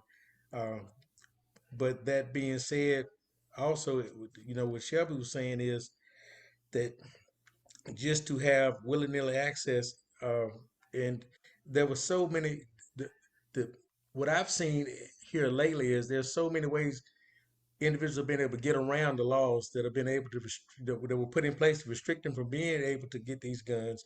Where you look at uh, individuals that are 17 or younger still being able to get a friend or somebody else to get, to buy them a weapon, or even their parents, because of their beliefs. And I'm not going to knock what you train and believe what you teach your kids, because that's your own mental, your mindset. Right. But that being said, there's a whole lot of responsibility goes with gun ownership on any level. And Don brought it out that the red flag laws, because me myself being a retired veteran, Thank you for your retired, service. thank you, retired combat veteran, there's a lot of stigma that goes with that, because the first thing the VA gonna tell you when you get in the VA system is if you have any type of perceived issue, is get rid of your guns. You need first thing you need to do. That's the first thing my wife. That's the first thing I told my wife was, make sure he doesn't have any guns right now. No, That being said, I think there should be a clear criteria about what needs to be done. Now, one of the points that Don brought up was about the funding for school security, and there's money earmarked for that. But who determines? I think it needs to be clearly defined who determines what level of, what constitutes school security, what measures are put in place. Because say, okay, we're gonna give you this bunch of money, so they can say, okay, I'm just gonna get a bigger door. That's school security. Have you trained anybody? Have you trained, is any of that school security money going to training, the teachers, or as he said, as Mike said, are you using that money to have an active shooter policy in place, to bring somebody in, have somebody assess what your needs are. So I think that needs to be defined. You can't just say, well, we got money for school security and you do what you want to with it, because it'll slowly get pushed off to something else. It'll get pushed off to another That's what they program. do if you leave it to interpretation. Right. So I think it needs to be clearly defined. I think something else. Let me see. Undercover security in the schools.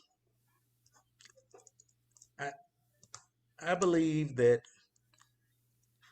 if, like I said, with those heroes that actually did what they were supposed to do, they were the best undercover security in the school system. Those teachers knew what they needed to do to keep their students safe, about locking doors, and uh, they were willing to, do whatever it took to keep those kids safe. And that's the type of individuals that we need to have in our school system, that understand their responsibility.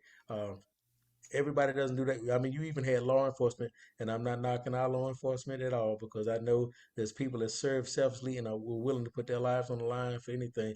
But it's coming to light now that there was a lot of people that were unwilling, or Right.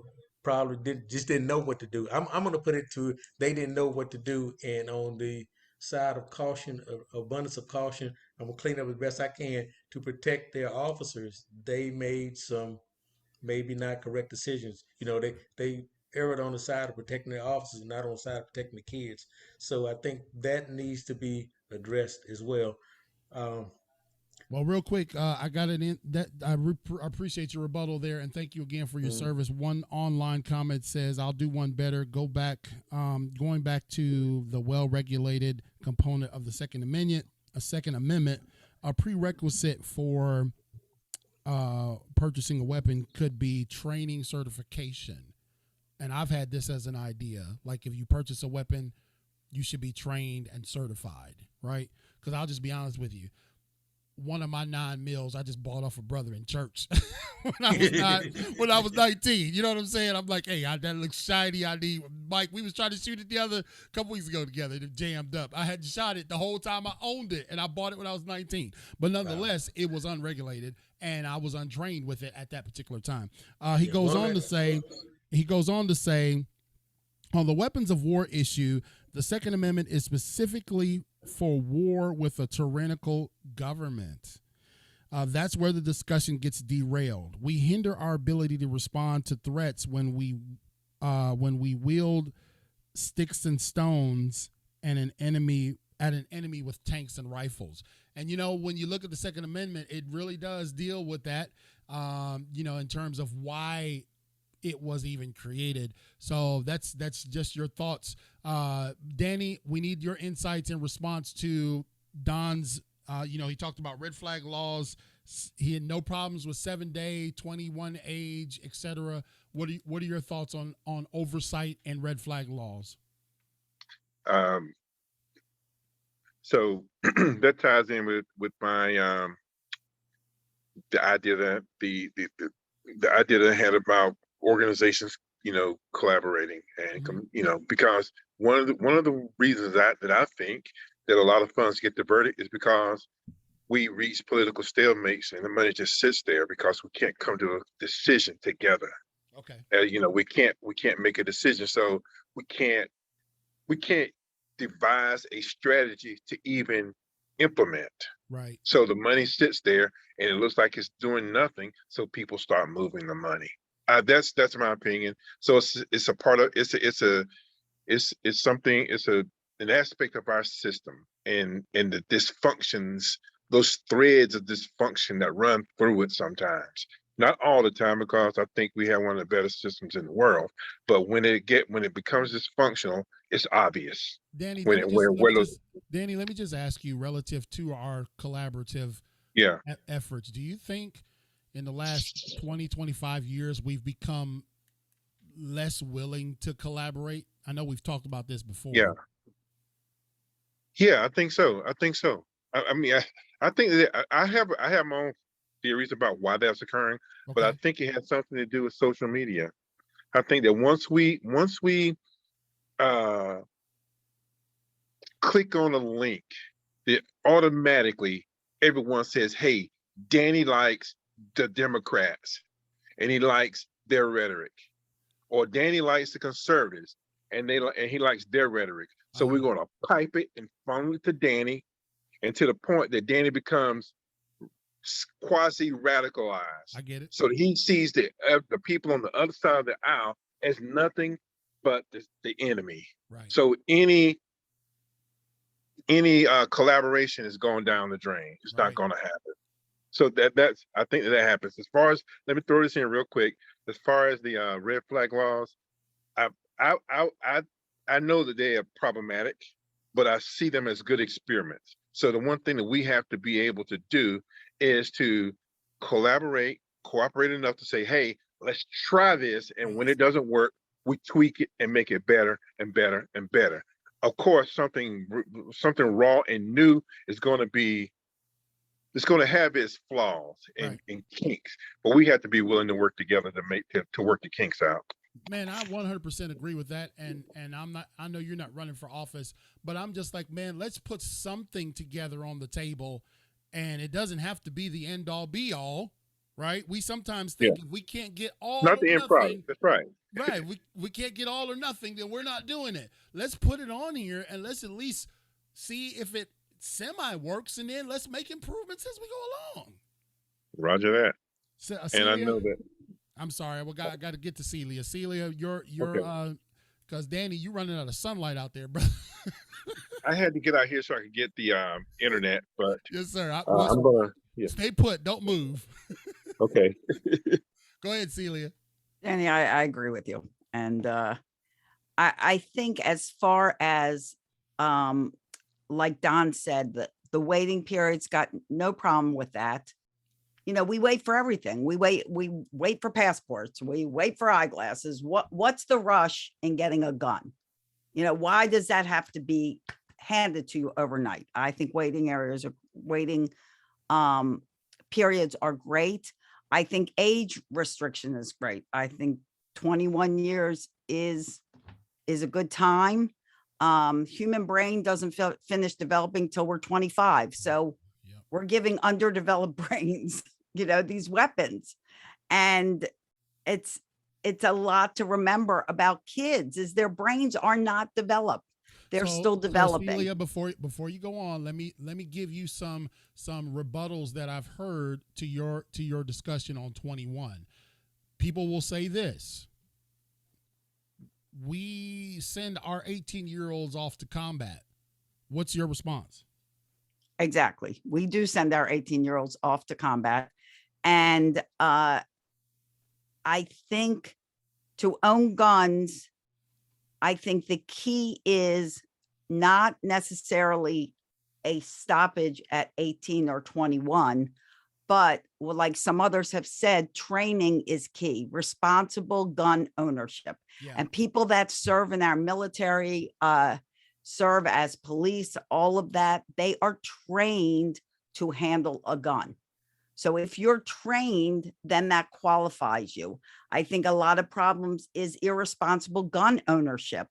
You know, children are killed by not just people walking into schools, but each other, because there's a loaded gun sitting in a house that is at their ability to grab and use. And what child's not going to pick it up and go, oh, this is cool. I know when we were kids, I mentioned I grew up with guns. I was trained how to use them, clean them, went to rifle ranges. But I was never allowed to play with toy guns, never allowed to play with toy guns. They were not allowed in our house because any toy gun can be mistaken for a real gun. And I think responsible gun ownership and training is a huge piece of the puzzle. That's powerful. Man, that's something if I recall my Jeremiah, when he watches this, he doesn't ever watch my stuff, but if he does watch this, I think I did that with my kids. They did get toy guns, but I didn't let them point them, I think, at me. I think that's what I did. I said, don't point that at me, okay? Y'all point that at each other. On the online, it says, Will says, red flag laws are unconstitutional as it circumvents the due process of an individual.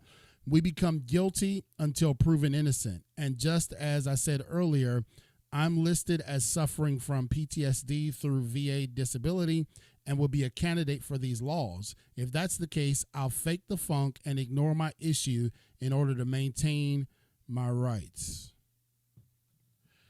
Ooh, that's a tough one. Mike, what do you think about Don's what do you think about Don?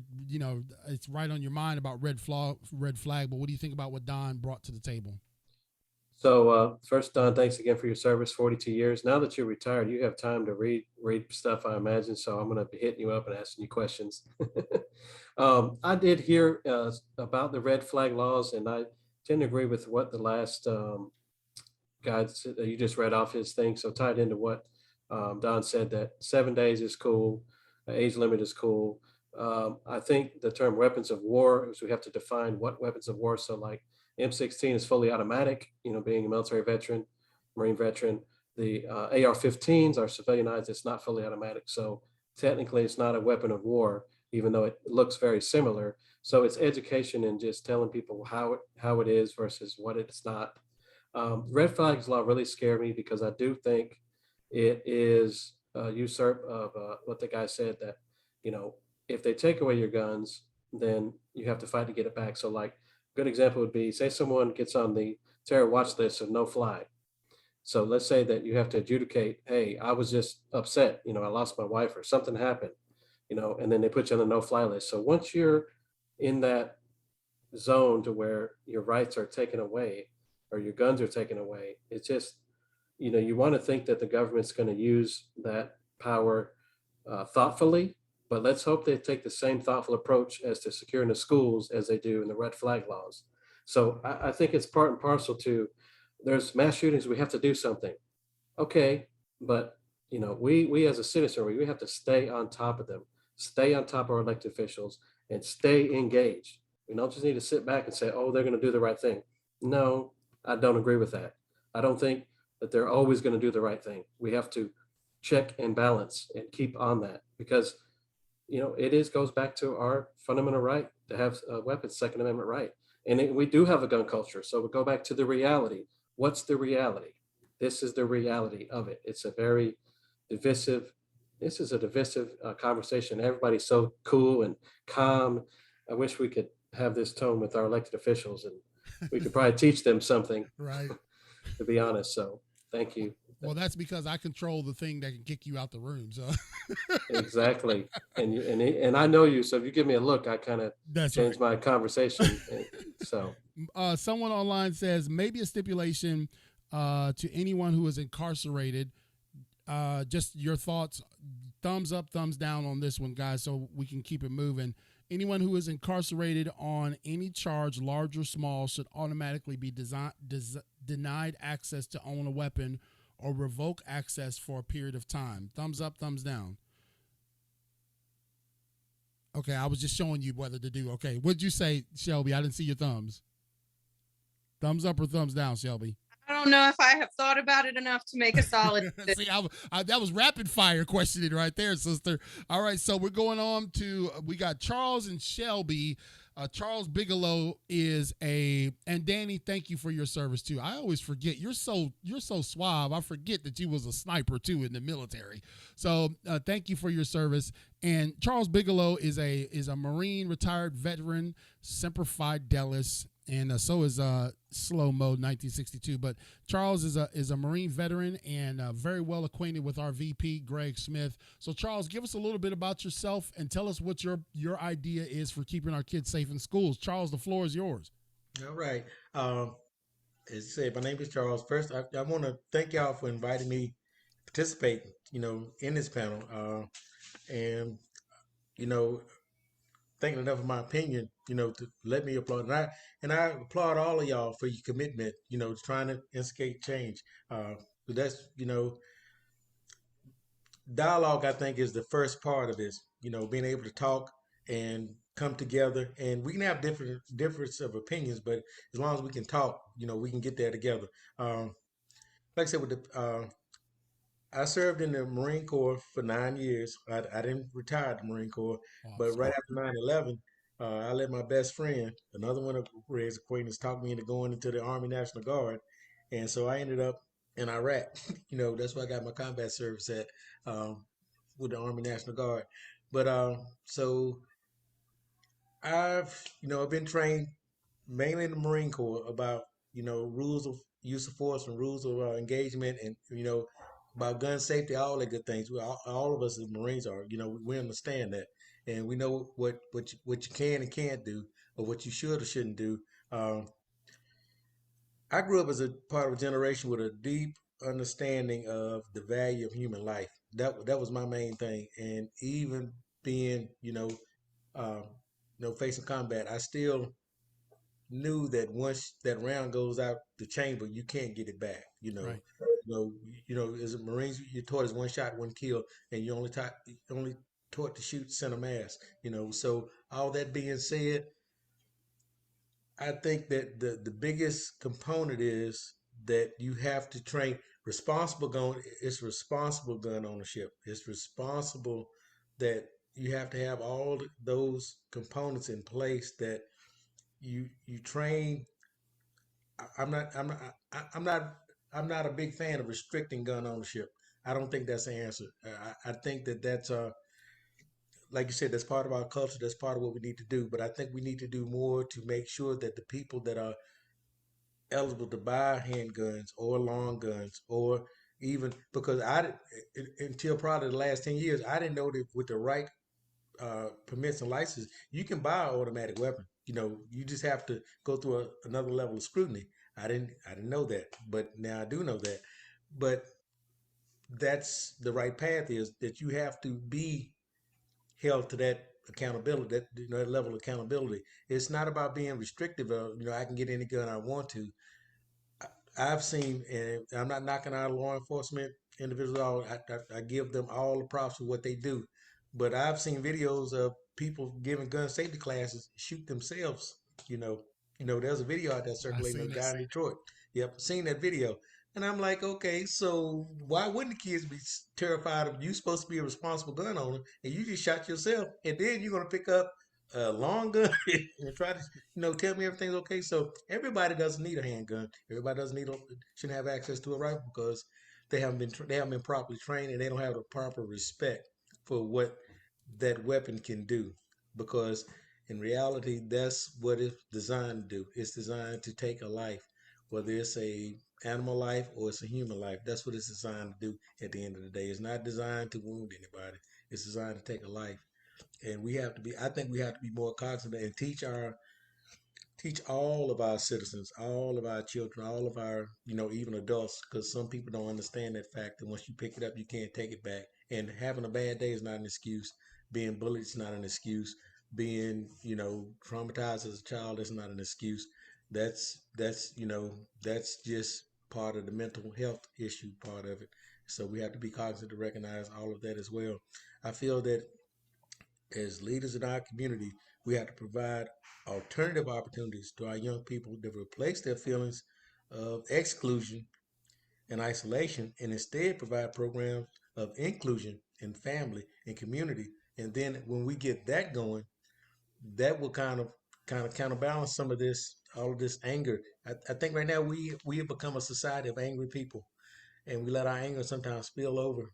And the easy solution is I have to project my power over top of you to make you understand what I'm saying. It's not about power. It's not dialogue. It's not trying to find the middle ground. It's not trying to find uh, common ground or consensus. It's about I'm right and you're wrong. And if we can get away from that, I feel that that'll help us. And if we can get past the lobbies, because there's a lot of money put into lobbying for keeping the right to bear arms. And like I said, I'm not trying to infringe on that at all. I just think there's responsible gun ownership, but it's become such a political thing now, political hot issue, that either you're right or you're wrong, and you're trying to take away my guns, and that's not what it's about. It's about making sure that people are properly educated and can be responsible gun owners. And I believe there can be responsible gun owners, but there are certain people that just really should be excluded from. You can't say that, give carte blanche to everybody can own a gun. I don't believe in that. And so I think that if we can if we can get a strong, dedicated, and united front and present it to the American people in a way they can understand it, then all our voices can be heard and acknowledged, and by this effort, we can have a positive effect on policy going forward. So thank you for letting me share. Man, I appreciate that, Charles. And I'm going to give you a quick rapid fire response. This is just a thought before we go around the room on rebuttals to Charles's statement. You say responsible gun owners, you say accountability, training, etc. So this is the go-to response that I hear in the media. So what about Chicago? They got the toughest gun laws. They're supposed to be the most responsible, most difficult to get them. So is it because we don't have a value of human life? There is no accountability. There's no training. There's no respect. Is that why we see Chicago seeming to fall off the hinges? Is that an example of maybe it's spread out across the country? We just don't see it. We see it more defined in Chicago, but maybe that's what we could be turning to if we don't see some of these things that you're describing. Because that's what people immediately say. Well, what about Chicago? Because they got tough gun laws. Well, the laws are only as effective as people will. My guiding philosophy back in my rough and rowdy past was nothing is against the law until you get caught. So this is my thing is criminals are going to do what they're going to do anyway. They're going to do. They don't care what law you have in place. But I know when I was in the 9th grade, it was required, you had to take a hunter safety course. You had to take that was part of my vocational trade. And all that came with, all the aspects of gun safety. Right. And I think we've gotten away from that. We've gotten away from that, that one caveat. And then the other part of it is with Chicago that issue is a lot deeper, I believe, than just guns. I think it's also the socio-economical thing that's going on there. And I think that's just like, I got to get mine at all costs. That's why I brought it up, because ladies and gentlemen, I have never done a 2-hour podcast, but I think we're going on 2 hours tonight, 2 hours and 7 minutes. We rocking, man. And they all stayed. Imagine that. The truth of the matter is that what we talk about with Chicago, we immediately say it's just guns. But in Chicago, in the inner city where I came from, it's more than just that. It is a respect for human life. And why don't we have respect for human life? Because it's not taught in the home. Why isn't it taught in the home? Because the homes are all divided, et cetera, et cetera, et cetera. So you can peel that onion back a million times. But what I like what you're saying is to keep our kids safer in schools, we need to have more accountability. And accountability in purchasing a weapon, I don't think is bad. That's just my opinion. Shelby, you're next, but I want to go to you. What do you think about all that Charles Bigelow said? I think he made a lot of good points, especially with accountability and making sure that gun owners are responsible gun owners. I think that's a great point. Awesome. Danny? I mean, I have to agree. I mean, I'm all about governance. I think governance is what makes society work. When we become too dogmatic about rights and things like that, I think we need to put it into context, right? And you always have to have some type of governance in a lawful society. Rights are definitely there, and rights are important, but it's like is it we have to counterbalance that with the right for me to go to for my kid to go to school Right. and get an education, or counterbalance that right with me feeling safe in a movie theater Right. or the bookstore or coffee shop. So I think we can respect rights, embrace rights, but also be practical about, you know, what how we, you know, dictate and move within our rights, within our rights. I get it. Yeah, because I Yeah. mean, you're right.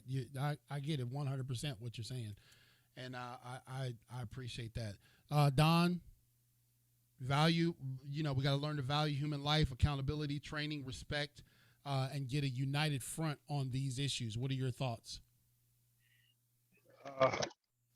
Charles, hunter safety course, alive and well, still here in North Carolina, to get licensed to go hunting. Just throw that out there. Also, you're probably going to see in this bill some new storage laws, and on the surface, the storage of your weapons might seem non-sequential, but if you're talking a $16 trigger lock over $1,000 safe, again, they're going to have to word and put all that in place when it gets to the states. Training, yeah. I think when I hear that, the only thing I'm going to be devil's advocate on is we go all the way back to Celia's first comment is intent. So what's training going to do to that intent of somebody to hurt somebody? Training will help some innocent accidents, of course. And I'm all for training and gun safety, but I'm falling back on intent. I don't know how that's going to stop somebody that's going to want to hurt somebody. All right, thank you, Celia. I think an important thing that Charles brought to the table too was dialogue, and exactly what we're doing here, which has been lost somehow in the world for years now. I mean, it's like, if you don't agree with me, I block you. You're out of my life. I ghost you. Yeah. And we have to start having dialogue. We have to start listening to each other. We have to start finding common ground with people that we don't agree with, and discovering the valid points that they have to form their opinion. Right. I think so often people act like disagreeing is like a new thing. We've been disagreeing for centuries, and yet Right. we don't end friendships and end lifelong, relationships simply because we don't agree on something.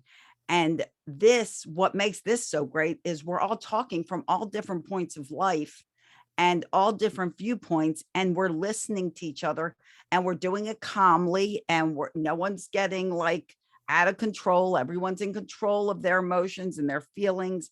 And we need more of this. We need more of understanding different viewpoints, not, oh, well, if you're a card holding member of the NRA, you are garbage. Right. My father was a card holding member of the NRA, and he was a great man. And, we have to start listening. We have to start listening to everyone's point of view and finding common ground, because we all have common ground. We all care about our babies. We all want to keep children safe. They do not deserve to die. Certainly not at their young age. I mean, none of us are getting out of here alive, and eventually we're all going. But wouldn't it be nice to allow these kids to live their life and live their passions and be put here and live out the reason why they were put here? And So that's what I wanted to touch on. That's awesome, Celia. Running the podcast, you got to keep it moving all the time. What you say, Black? Yeah, I think that Charles brought up some good points. Is it's just education, being trained. I do think to parse out where it seems like, like I think Celia touched on it, but it seems like it's like all or nothing. And so I was thinking to myself that there's this thing in our Constitution that says to ratify and amend the Constitution, it takes 2/3 House majority. And so then I got to thinking, you think they would ever try to ratify the Second Amendment? And it's like, here we are talking about this stuff, and we're saying, let's try this and let's try that. Like, what's unique about being American is we don't agree on anything. And Celia, you pointed to that. We don't agree on nothing. And it's part of our uniqueness of being Americans, but we can agree on certain things, and we do agree on things. So it's kind of like such a contradiction, but if it's uniquely American, and I think we all can understand that. So thanks. I think the reality is that you're right.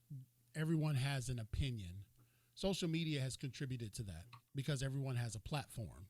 Give everyone a platform, they have their opinion, and they can magnify their opinion via their platform.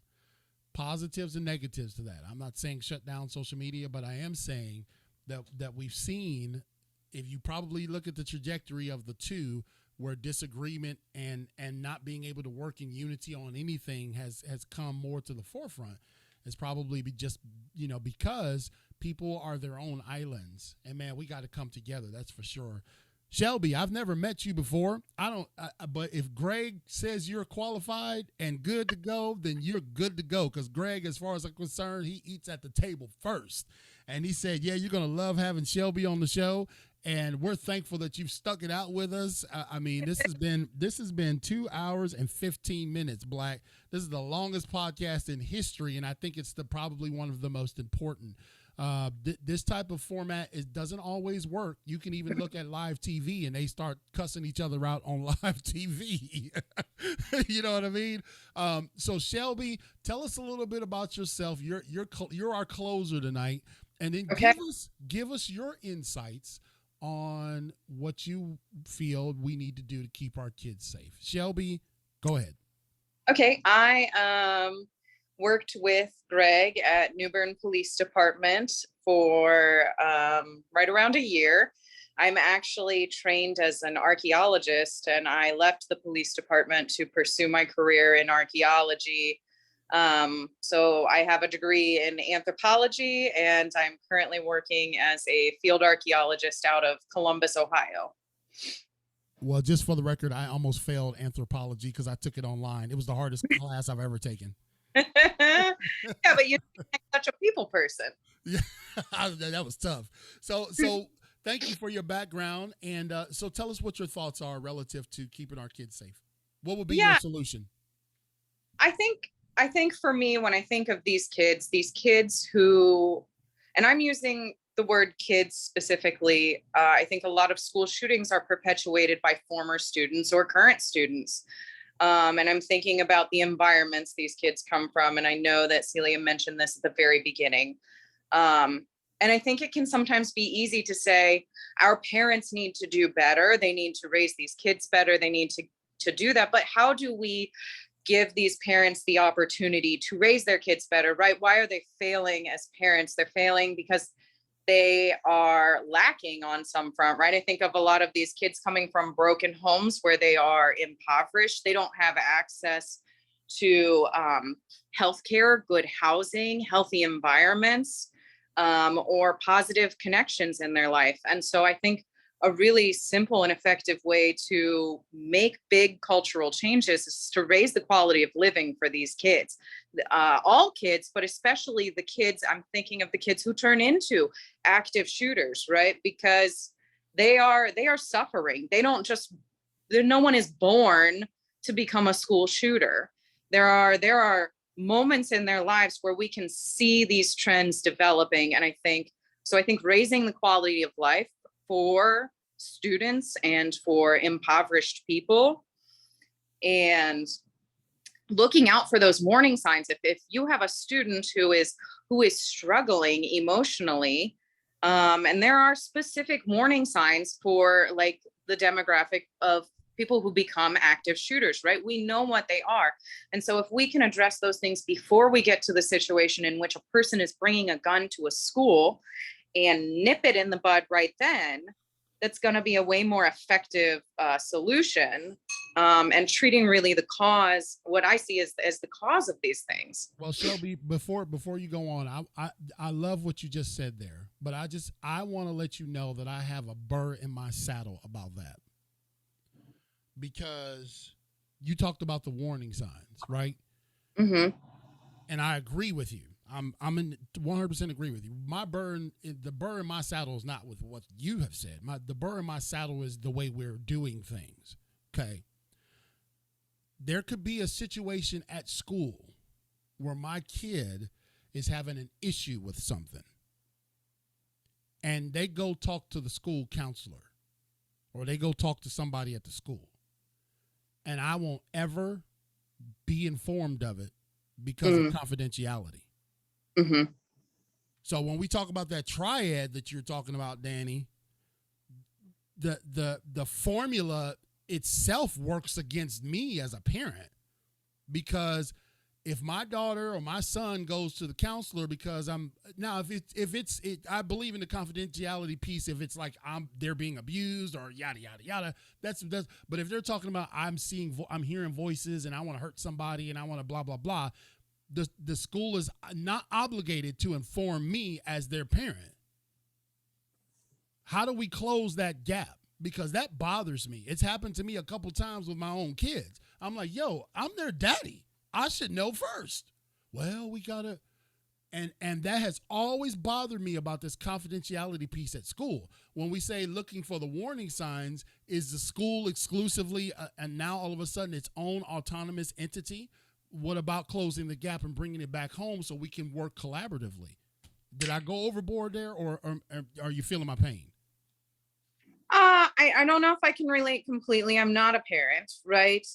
And not being a parent, I still might be in the mindset of the child who wants their privacy, right? And I think sometimes parents respecting that privacy creates like respect between the parent and children, right? So, I'm imagining opportunities in which we have public education which collaborates between schools and parents and has a day in which you can teach students and parents and schools those warning signs, right? Because I imagine that if a school is seeing warning signs, you probably are seeing warning signs as a parent at home too, right? And so you create this kind of social responsibility, looking out for each other, and not in a monitoring way, not in a like, oh, Toby's going to become a school shooter, but right. Hey man, you look like you're struggling. What can I do to help you? I agree with you, Shelby. I just had triggered my mind. I worked with a group called Stand for the Silent, and this guy's kid wound up going to school. He was getting bullied. It never got back to the parents. The kid wound up getting the dad's shotgun and killing himself. Now they travel all over the country talking about this communication piece. I know it's a fine line between, hey, respecting the privacy and the confidentiality of that relationship at the school. But I also think I like what you came back in a rebuttal. That was a good response where you said, why don't we do more training to be aware of the warning signs, right?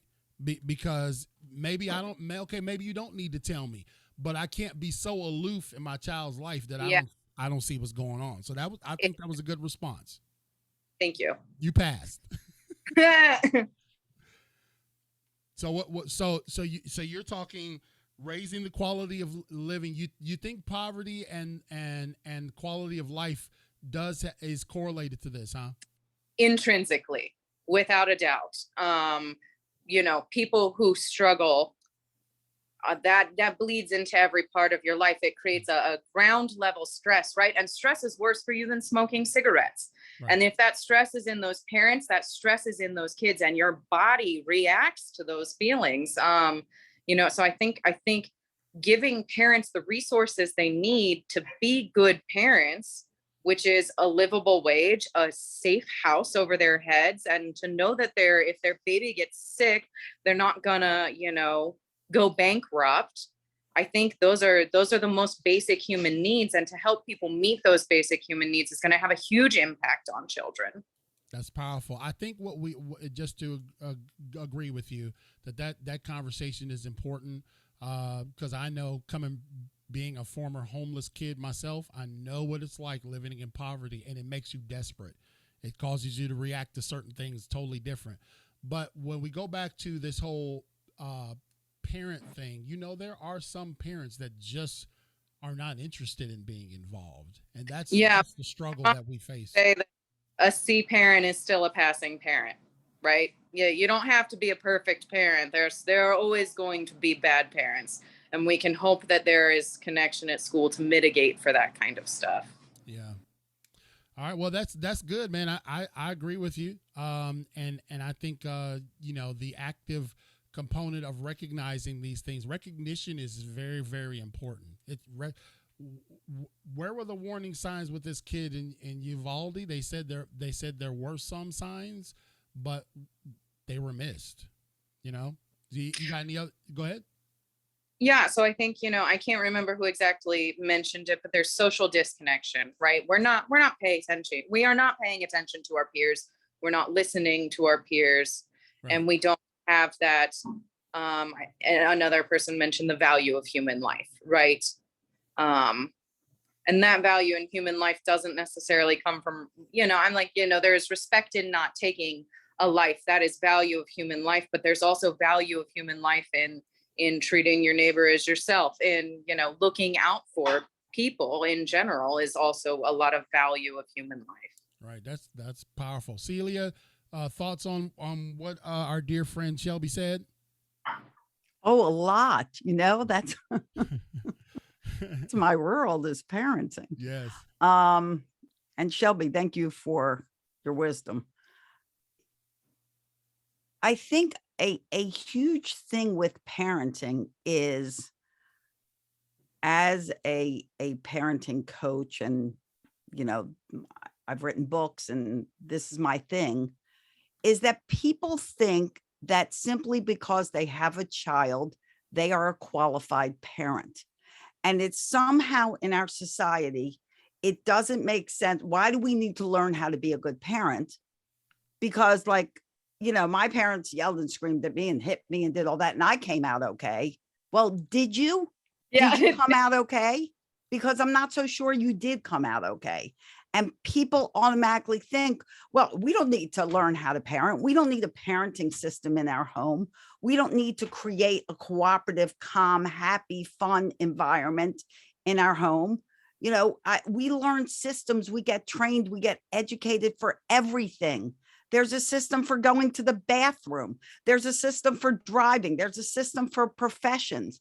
And yet people feel like we do not need a system to learn how to parent a child in a productive, cooperative way that will build their self-confidence, build their self-esteem, and make them a happy, self-sufficient, content, cooperative, friendly adult.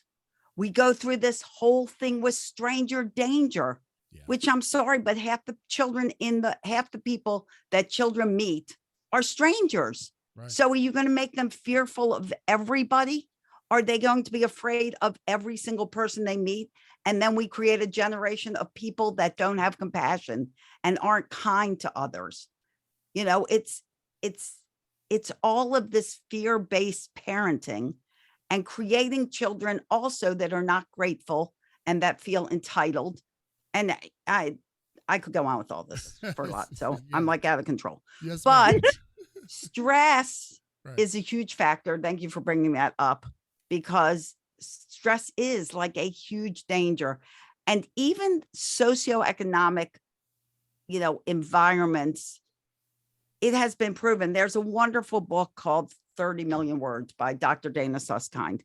And she is a hearing surgeon, whatever that's called. She does cochlear implants. Mm-hmm. And there are a lot of studies based on children that came out of different socioeconomic environments. And there are so many that are just as successful in these lower income environments, and some that are failures in higher income environments.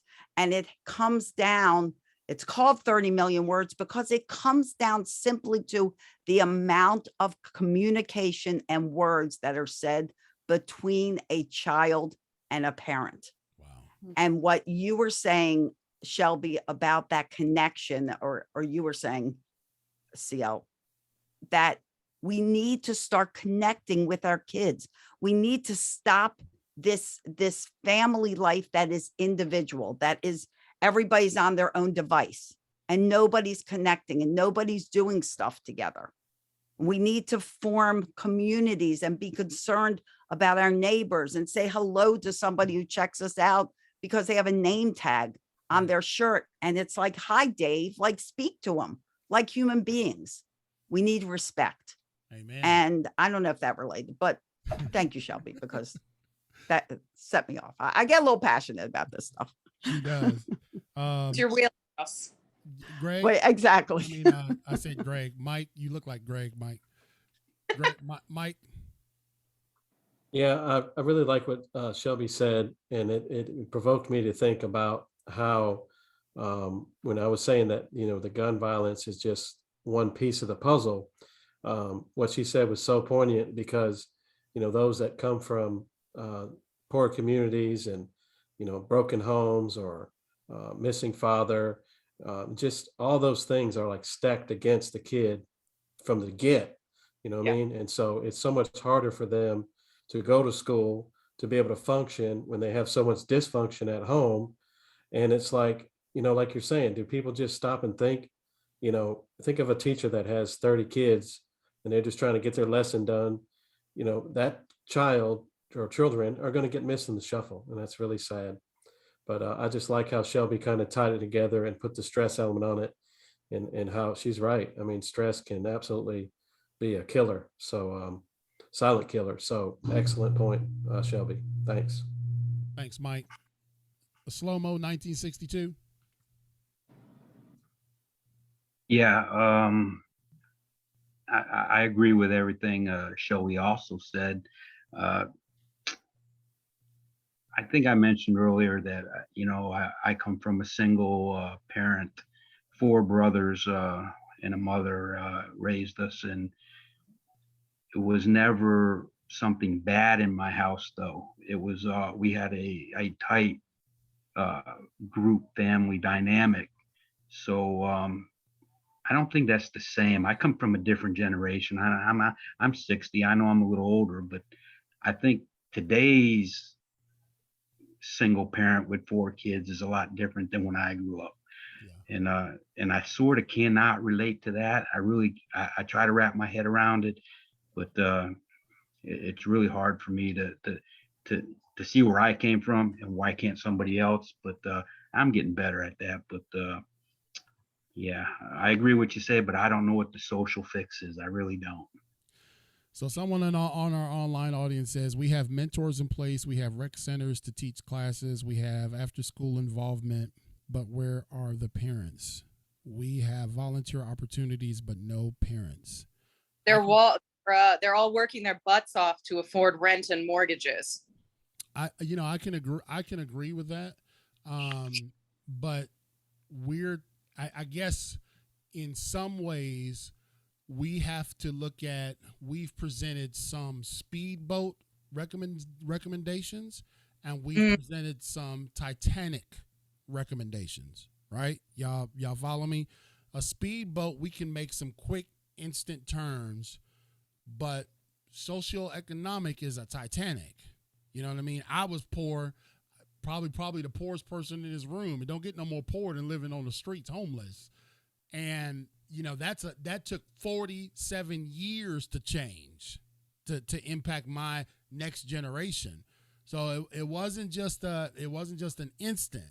So we're looking at, like I think, you know, Danny says, we got to look at some things and try, and then tweak them over time and expand them, because you're right, there is a lot of layers to this onion, And if we dare say that those people in Chicago who don't have, that they're in the inner city, there's no jobs, those opportunities, crime raises commensurate with poverty, you're going to get what you get. And so I agree with you. Charles Bigelow. Yeah, I think everything that Shelby said was the biggest pieces is the social economical thing, and in a way the family dynamic. I believe from what slow mo was. Let me get the name straight. His name is Robert. Yeah, let me from the way the generation he was raised in, and when single moms then could make things happen. They made things happen. There also was a sense of community too. I'm sure he will agree Right. that even though his mom was there and doing the best she could, do what she could, but she also there was a sense of community. We become more isolated, I believe, as a culture that we draw back, we keep things. Back in my day, I was terrified if anything happened to me at school, it got home to my dad because I Before knew you that was got gonna there. be there's gonna be a whole lot of consequences behind that. But now parents, if you correct their kid at school, they want to go to the school and raise all kind of cane about that. So I feel that we have to bring up always with society. There's always going to be a class that's unfortunately uh, left behind and unforgotten. Forgotten. We don't want to foster a nature of that. That I can depend on the government to solve all my ills. As Don said, you want people to be self sufficient and to rise up by their own bootstraps, pull themselves up. But there's so many just a sense of despair, I believe, in so many of the communities that Yeah. this is all I can aspire to. This is all I'm going to raise my kids to aspire to. We're going to be like this. So the only way we can get ahead, we got to hustle. Yeah. We got to do this. And it's not about looking out for my fellow man. It's about what can I do to get mine. And if I have to take advantage of you to get mine, it's okay as long as I get mine. And we got to, I think that's the breakdown of the village, of caring about each other as human beings. That's the main. I think that's our main uh, issue we have to overcome because that's why it's so divisive. Congress used to work together. Yeah. Like I said, we don't have to agree. We don't have to be on the same page about anything. We don't have to be in all flowers and Right. Right. I get signs it. and Yeah. roses. But good conversation and good dialogue and you know, bringing the facts instead of just bringing just rhetoric. Yeah. That's what I see now that's dividing us more than anything else. It's all about a bunch of rhetoric. We have certain talking points, and the left is on this side, the right is on this side, and Right. that's where it's at. We're not even trying to come together and see what a commonality is and what a consensus can be. It's just like you're wrong and I'm right, and that's it. And That's I'm the mad. way. I'm mad at you because you don't see it my way, That's and it. I ain't listen to anything else. So some civility has to come back, I believe, to government, Yeah. to our interactions with each other. Uh, just listen, and the main thing is just listen. Just because you don't, we none of us were raised in the same set of circumstances. Right. We all were raised differently. We all had different things we had to overcome in life, and there's something that anybody can bring a different outlook or impact on how they were raised. Can maybe say, "Well, I never looked at it that way."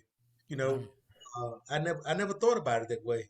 But you have to take time to listen because if you just make a out just an assumption from the get go, from the first four words of the conversation, oh well, no, I'm not listening to anything else you got to say. Most Exactly. times we listen to provide a response instead of we listening to see, okay, what is he saying and what can I do to bring my insight into it. So thank you for letting me share that. Yes, sir. Look, I gave you the mic, brother. I gave you the mic. 9:37. Danny, what do you feel in terms of what our dear friend Shelby said? I think the thing that just stood out to me was her statements about as far as income. And I think that there are studies out there that talk about relative income equality and how that correlates to a lot of the behaviors that we see that sort of antisocial behaviors. So I am in agreement with that, and I can remember going through, those workshops, and I don't know if it was good or bad. I don't know, how, you know, you can find problems with all in it within everything, obviously, but I think people have good intentions, and they correlated sometimes school performance with income, right? It's Right. not, it's not a panacea, but you saw the numbers change, as the income changed, it was sort of correlated with it. So Right. I, you know, that's my thoughts on it. Well, Not inconclusive, but my thoughts. well, that's cool. Yeah, that's why they're Yeah, your thoughts, brother. And yeah. I have to piggyback off of what Shelby talked about in terms of uh you know knowing the warning signs, because Yeah. I had a little meltdown there on the warning signs piece, but Celia and I believe Charles said this, and this is one thing that has kind of stirred my thought. I have people, because I got 7 children. We real tight here, y'all. We tight. This is a tight group. But I have people pour into my children that are not me. I have men speaking to my boy's life. I have ladies speaking to my girl's life that are not my wife, because I know that I value the voice of the village. You follow what I'm saying? And I'm thinking about this kid in Uvalde, Texas. Did anybody, like you say, Charles, did anybody pull him aside at any time? Did anybody ever, look at him as this isolated kid that was bullying folks or whatever? Did anybody ever? And what Charles said is true. There was a time you walked across Miss Rachel's lawn on East 146th Street in Kinsman, and she would tell you to get off her lawn. And if you didn't get off of it fast enough, she'd make you rake her lawn, and she wasn't your mama. But now, if you tell somebody's kid to get off your lawn, they're gonna go home and tell their parents, and they're gonna show up to your front door with a gun and shoot you. That's like you saying, Don. That sense of community is totally it has changed. So I'm gonna end this with one last question for each of you. Y'all didn't know I was gonna do this, did you? That's why I'm the host. You only got 30 seconds though, Charles. You ain't got 4 hours. You only got 30 seconds, Marine. Okay, so you got to follow the rules. Follow them right now. I want one short term, one long term. Short term, long term. What would be your short term quick? Just give it to us quick.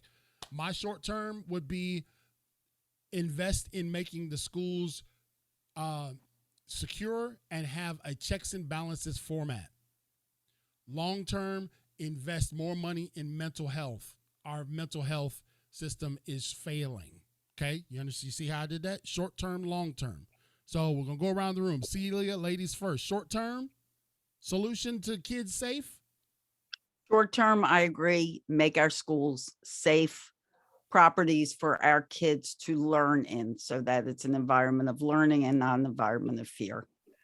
Long term, let's help parents learn how to create confident and confident adults, because we're creating adults that have good self-esteem, because a confident person is a person that can go forward and stand up to bullies and be someone who can make something of themselves and work with other people. Great. Mike, short term, long term. I agree. The short term should be protect the schools. Don't make them a soft target. Get some law enforcement there to protect and get involved. Long term would be, I agree with Celia to say, let's get some education for the parents, help them. Everybody's working professional, so busy. So let's just get some education for the parents to recognize those things like mental illness, mental health, spot the signs. Thanks. Shelby, short term, long term. Short term, I'm going to say better resources for teachers, right? Including making the schools safe and secure. And long term, I'm going to say community building, because it takes a village to raise a child.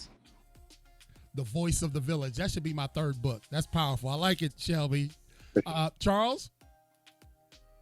Short term, I agree with the school issue. You know, we have to find out a way to to get our schools secure, and I think that goes with more funding, because I see all these schools being put up, brand new high schools. I mean, brand new schools. We have all these state lotteries. So where's the money going? You know, where's it being allocated to? Now, long term, I'm dead in with Celia.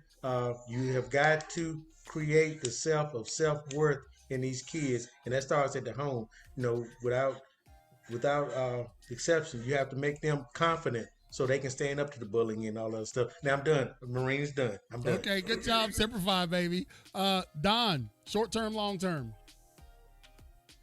Short term, I'll say I'll piggyback off of Mike on this one and say, how about some faculty training, maybe some extra funding for that. Long term, I think I made it clear that if we're going to get some money to the states, let's use it what it's appropriated for.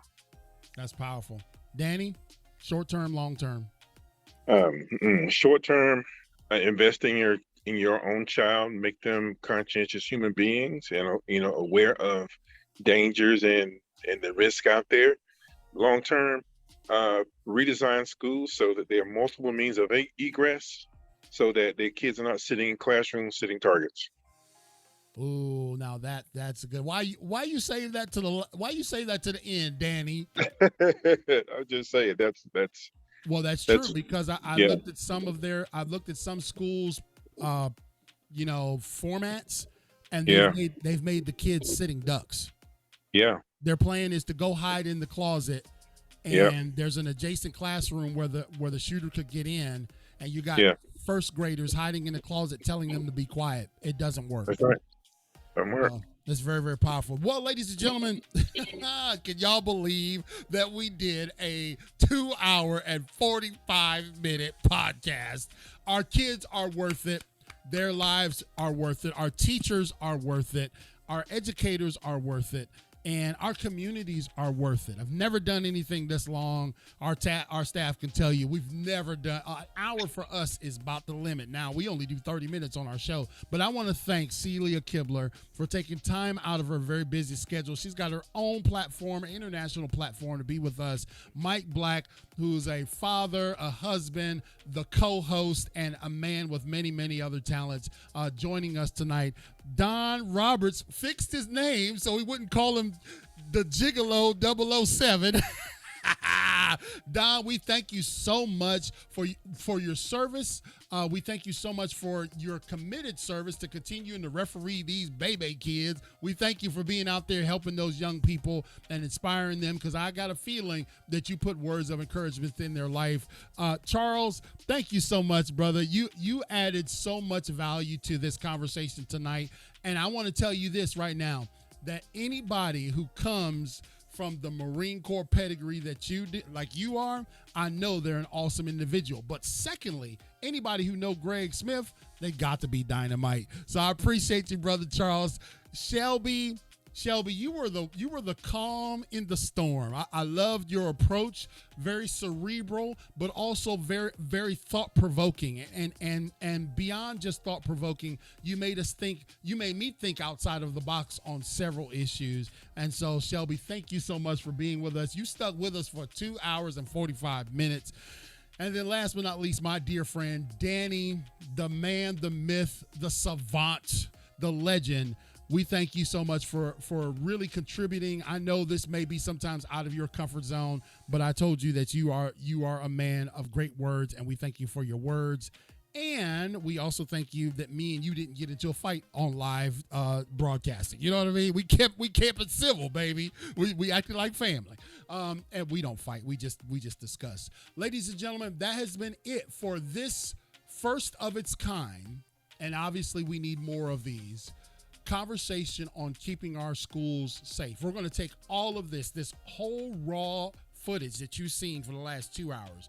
We're going to put it together, and we're going to put action plans with it. We're going to say, hey, elected official, hey, local leaders, hey, people in influence, here's what some ordinary citizens who really care about our kids think.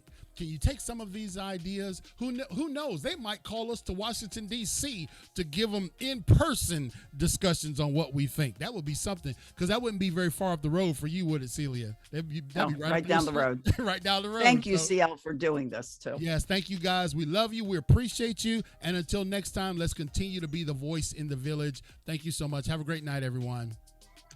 Good night.